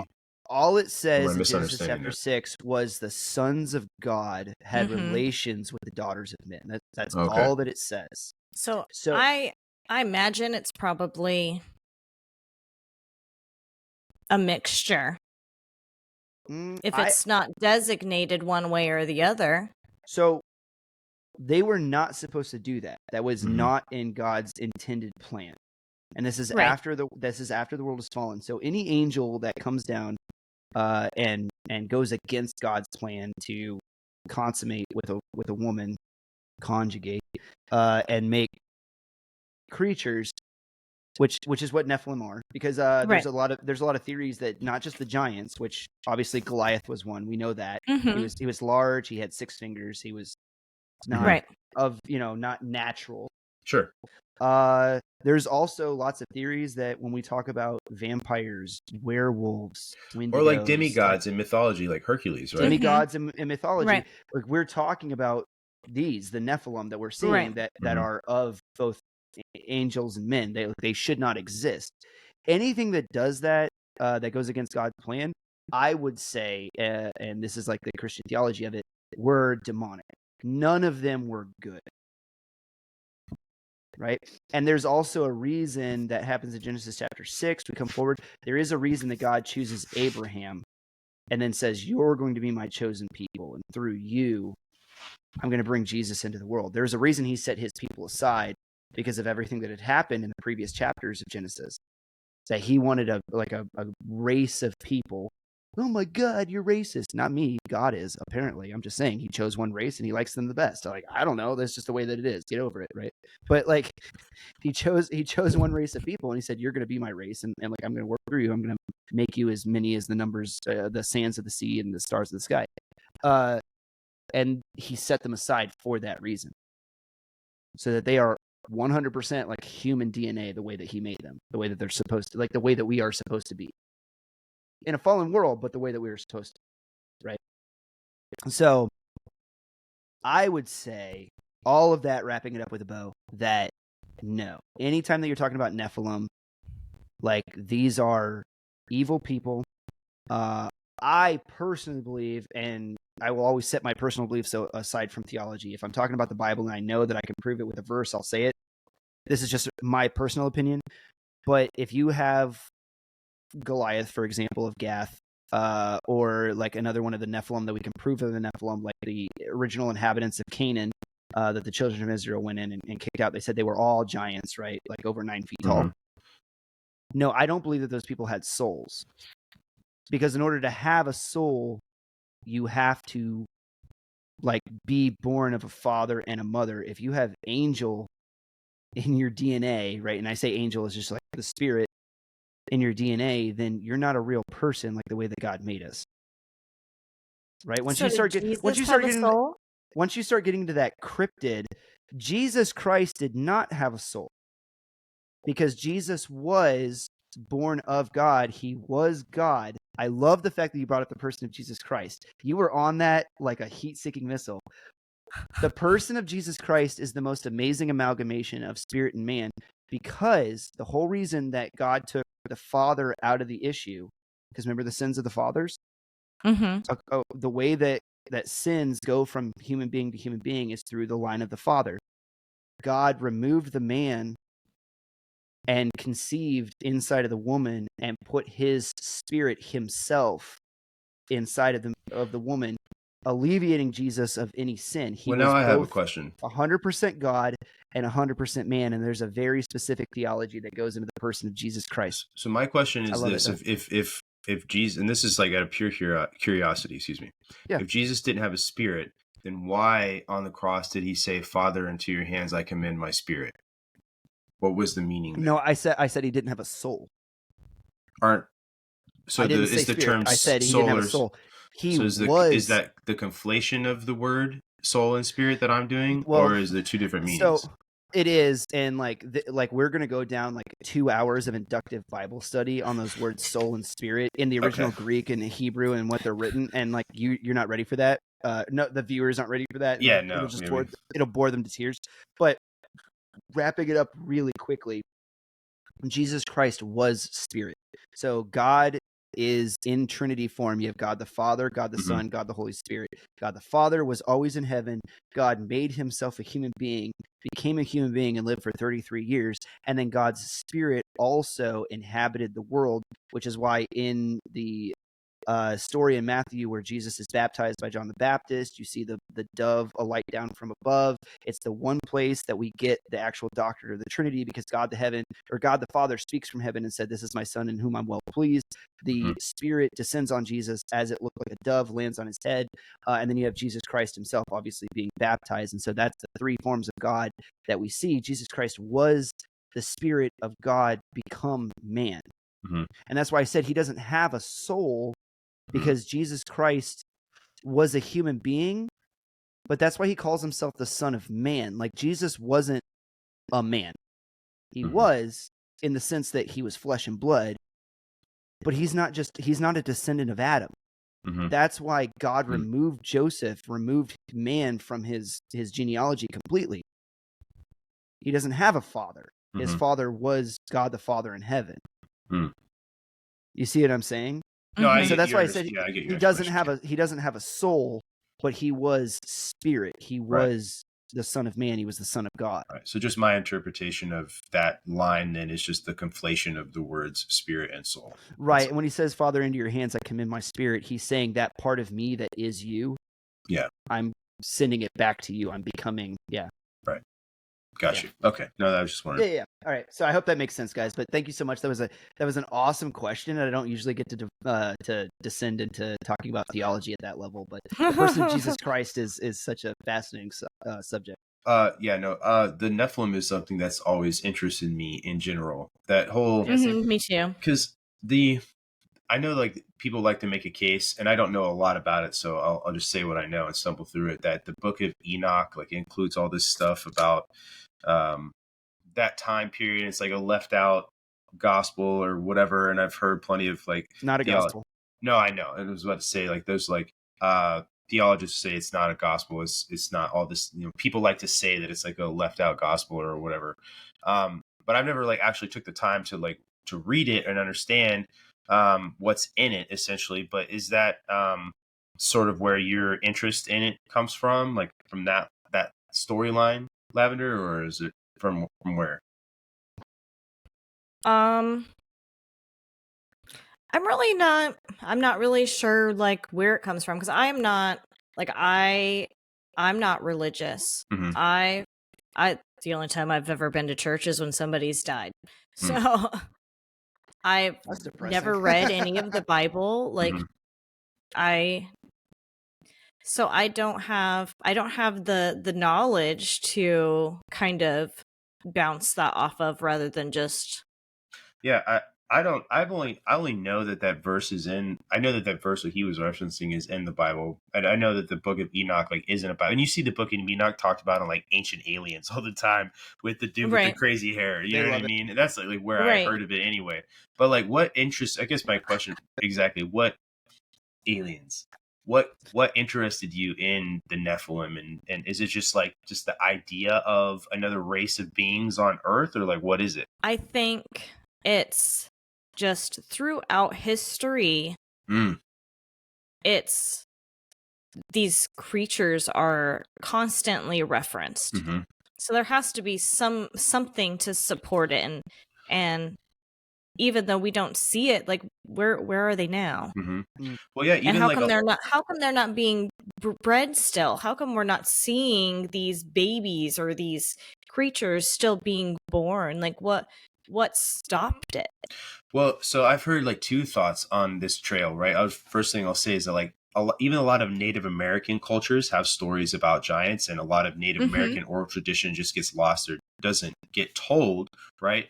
But a lot of them even have stories about what we would call an alien experience. And the other thing too is really interesting is a lot of the experiences people describe as aliens, or those who have been venerated as saints describe, those two storylines of interacting with an alien or interacting with an angel have almost identical qualities to them. Exactly. Right? I agree with that. I'd love to fight back on that one of these days, but yeah. Well, you would find it interesting to read I would, yeah, I'm Diana sure. Pasulka's books. I don't know if you're familiar with her at all, Lavender. I know. The two books, yeah, oh yeah, I talk about them all the time. But American Cosmic and Encounters are her books, and essentially the premise. I'll tell you real fast. The premise of American Cosmic is to discuss. It discusses a lot of these incidences of people who have been venerated as saints throughout history. Okay.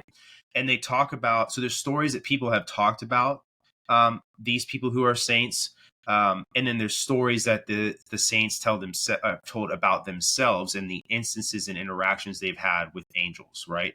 And these Okay. stories, she was going to these, I don't know what you want to call them, like meetings or where people, I'm gonna fuck it up, just wherever people are learning about this stuff, right? In like a class or like a some sort of a forum for it. I'm an idiot Right. forgetting the word. Anyway, um, and she started talking to people who have these experiences that they claim are extraterrestrial. They're not religious people. They're talking about these experiences.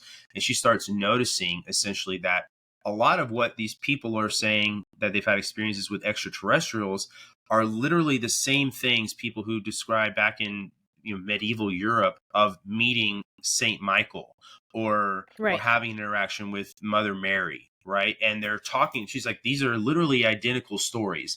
They're the passage of knowledge telepathically to someone is happening in both areas. And so it's just like, it's really, really interesting. So you might find it interesting as well. But the thing I was going to say about like giants and like throughout history and all that is, there are all kinds of stories that people have from all different cultures about giants, and every culture has a story about giants doing things. And so, Right. and it's the same. I like to make this example to stick with the cryptids thing. Even Bigfoot, right? You have Bigfoot, the Yeti, right? Is the abominable snowman, is white because he lives in the Himalayan mountains and blends in with his Right. environment. Right. And then Sasquatch in the United States is brown, because of the pine forest trunks and Right. all these things, right? So like you have this animal who blends in with his environment. So to me, that lends a lot of credence to it existed at one point or another, whether maybe it's the remnants of an evolutionary process is some Australopithecus that's still around when humans are around or something. So I do think that there is credence and truth to that, giants and Bigfoot and things like that, because people 100%. why would all cultures have a story like Right. that if it didn't exist? That's some of the biggest credence to me, man. When you look across cultures and across timelines, and then you see like lines that you can draw that connect them all together, and they're talking about like the same legends and like werewolf goes back, shapeshifters go back, Dracula or like vampires or some type of like the undead go back and connect all the cultures together. Giants do. The giant man ape of some kind does. Like as soon as you start seeing that you can draw them through cultures and through timelines, you're like, dragons go through cultures, through timelines. They were talking about it in China and they were talking about them in Europe, like then there's got to be some type of truth to it, because nobody like rode from China, got on a horse and like ran over and was like, did you hear about the flying lizard? Like, it's like that just didn't happen. And then the Europeans were like, oh, that's cheerio. That's a jolly good story. And they like wrote it down. Like that's not how that happened, right? Like obviously these people were seeing something. Like obviously it existed, right? And if you go back and you read the book of Job, like it talks about Leviathan. A lot of people don't realize that like mankind and dinosaurs like wreck people's understanding of the world, like world history timeline. But according to the book of Job, mankind and dinosaurs like walked the earth at the same point. Like we were on like this planet Earth together.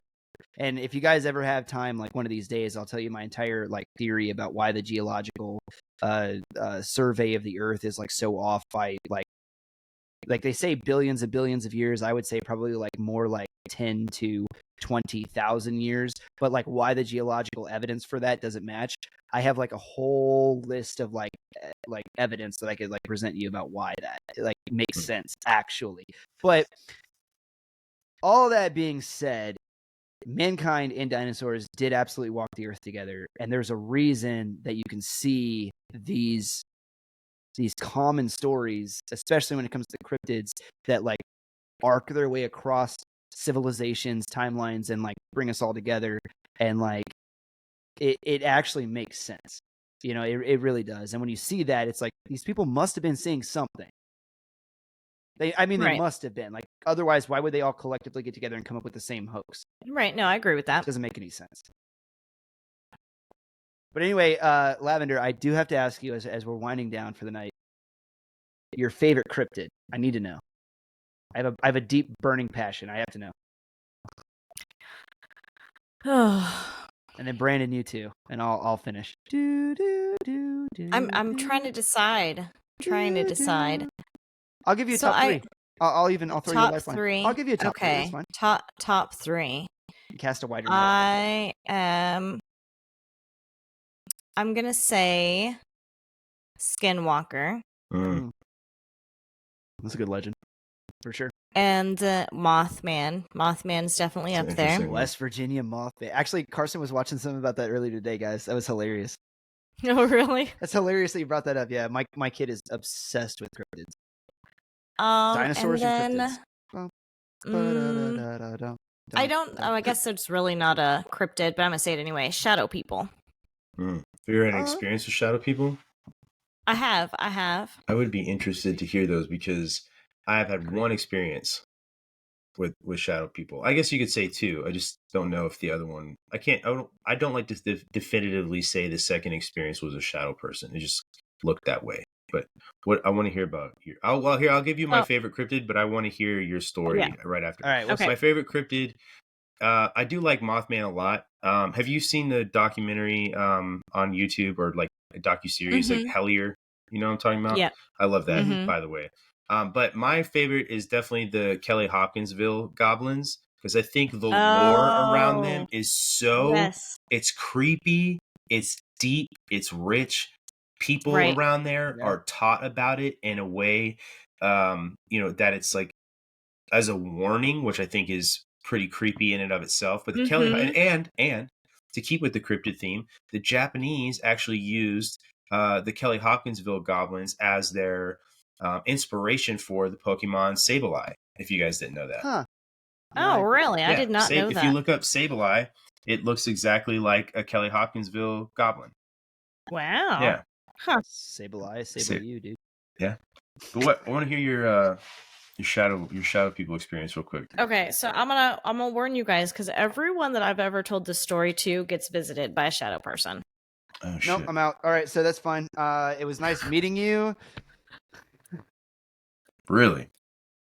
Yeah. Yeah, I don't play around with the paranormal, man. I believe in it, and so because I believe in it, I don't play around with it. Yeah, no, I heavily believe in it too. I don't know if I want a visitation from a shadow person.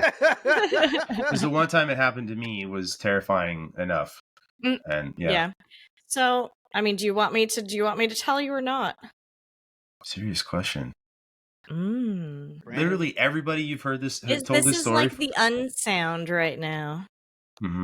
Literally do you know everybody. What the unsound is? I don't. Explain. What's the unsound? Oh, you know what the unsound? Mm-mm. The unsound is a sound that it's not man-made. It's not like a natural sound. It's a sound that comes from, they think, like the hollows of the earth. Like it's like an echoing from real deep down in like the earth. The hum thing? Yes. Okay, I've heard of the hum. Supposedly if you listen to it, then your time is limited. Yeah, it's Really? It goes back to the same like the Banshee, Ring, right? Or the Ring, or if you get a visitation, or hellhounds, or if you hear the voices of hell or the screaming of hell, then it's because you've got one foot in there.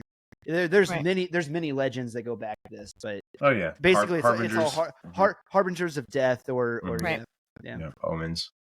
Man, I'm not gonna lie to you. No one. So I've asked quite a few people, and I've talked to other people who've had experiences with shadow people before, and it's never.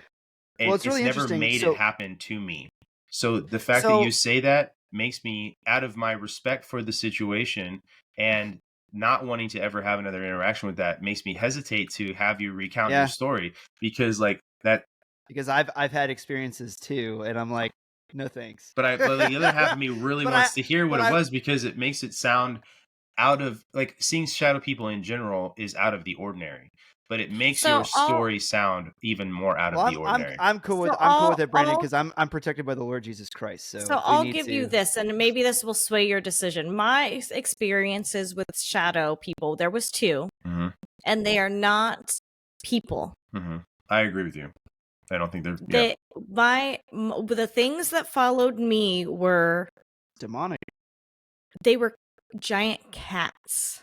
I'm telling you right Okay. now, like Like 6 foot. If they were men, they'd be 6 foot tall, but they have no hair. They don't have ears. They're just like black, like wearing those leather suits. The weird like no fur having Egyptian cats, Yes, dude.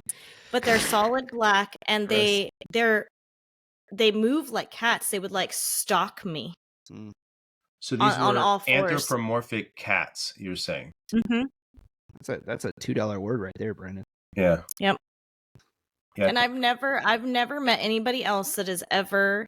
Did they communicate with you, or were they just there? Did you just see them? So long story short, I started seeing them when my dad died. So that could be easily psychological, right? The first one that I saw was actually after my dad's funeral, and I'm sitting in my uncle's kitchen, and I'm like, he's got a table in the center of his kitchen, and my back's to like his stove, and out of the corner of my eye I see something, and I turn around, and there's just this black thing there, like hunched over, like sitting on the stove like a cat, and I screamed and stood up and knocked the table over as I got up, and it just disappeared. Like when I blinked and it was gone. And that's like the first time I ever saw them. And then from there, it followed me for years. I would be driving and look at my rearview mirror, and it would show up in my backseat. And then another one started showing up. The one It's weird. You could distinctly tell the difference between the two, so you knew there was. I couldn't tell the difference physically. It was an energy. So the second one started showing up when the first one started getting too close to me, I think.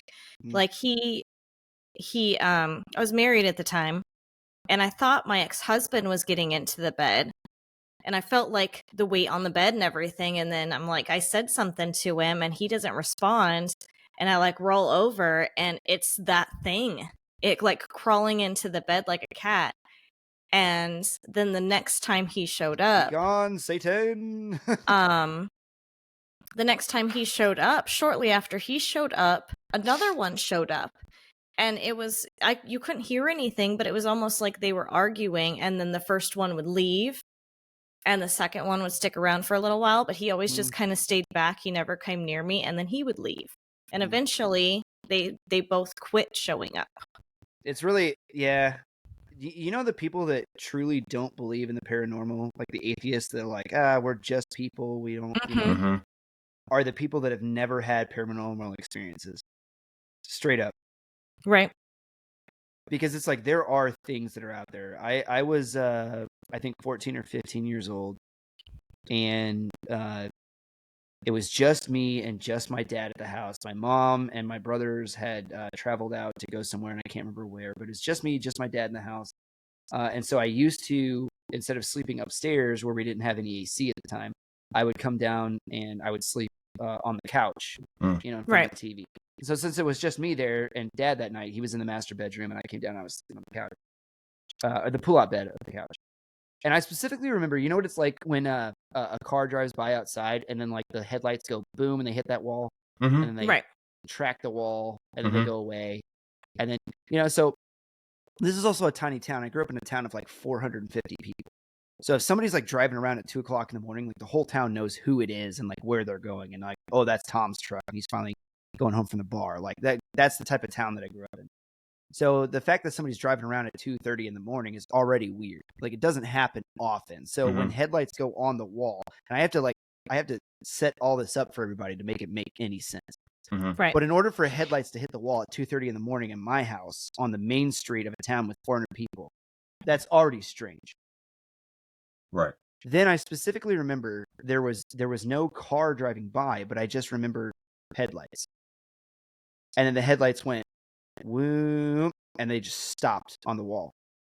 And there's no car outside. And my house is like 100 feet from the street. So if there's a car outside, you can clearly hear it. And most people in my town drive trucks, right? Right. So there is no truck. There's just headlights on the wall, and they stop. And I remember like that was weird. So I sit up from the couch and I look, and the headlights on the wall, or what I thought were headlights, looked like a human being, maybe 6'2", 6'4". I could clearly see a head, but this is all like in light. It's like it's not shadow, it's light. So it's like light on the wall, and it's so bright that it's I can't like the opposite. I can't really like make out features.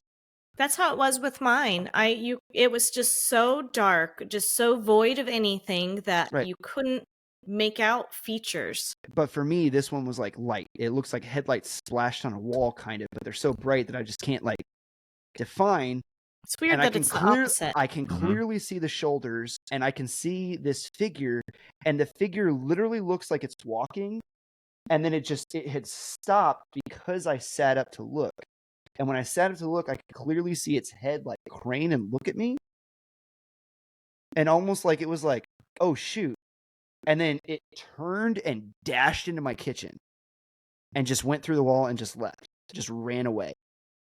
And I got up, I sprung up out of my bed, or the couch, right? But I sprung up out of the couch and I ran to the kitchen and I looked inside, and I'm looking and I'm like, it's just gone.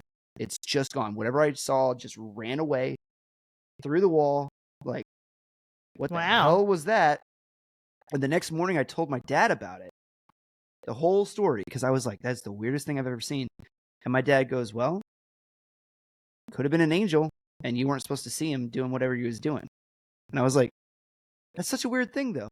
And the reason my dad was like, well, maybe it was an angel, was because he was like, well, were you frightened? And I was like, no, I was curious. So it's almost like I caught a kid in like the act of doing something. Yeah, like a kid catching Santa Claus. Yeah, like, right. And then he like ran away, and I was like, right. But he was like, were you frightened of him? And I was like, no, I wasn't. He was like, well, what did you feel? And I was like, well, I felt like calm. I felt like I wanted to follow him and see where he was going. He was like, yeah, that was not a demon, 100%. He was like, I think you saw an angel, son. That's kind of cool. Yeah, I've heard of people seeing light beings before as well, but like it's always been attributed to like being experience, Brandon. And like extraterrestrial. That's actually the first time I've ever told that story on camera to like anybody. Yeah, no, that's really interesting. I've never seen like a full light being like that. I've never heard of anybody seeing something like that. Yeah, the ones I've heard are like people. Honestly, it's been on like UFO shows.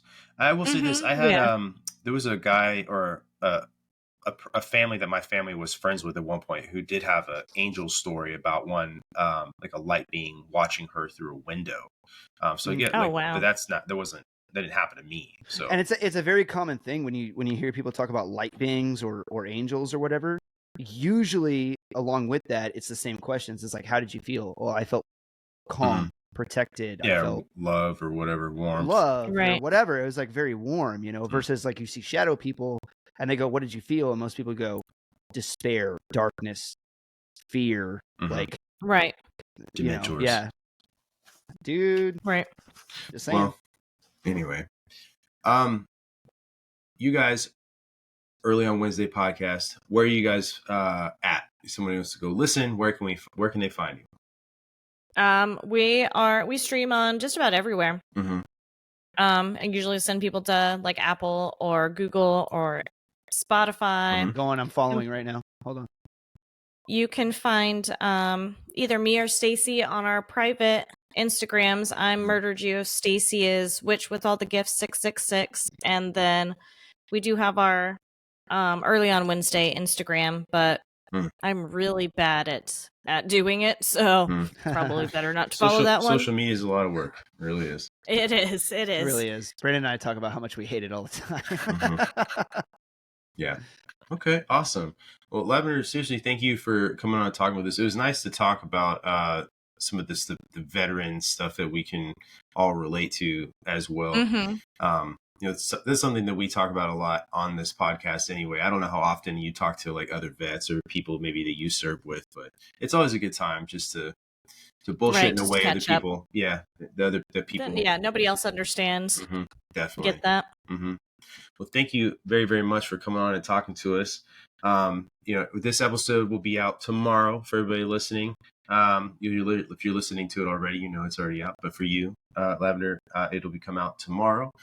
So we'll make sure that you're tagged in the drop and all that stuff. So, is there anything you'd like to leave with anybody before we hang up for the night? I think so. Just, go give us a listen. We have a variety, as you can tell, of things that we talk about.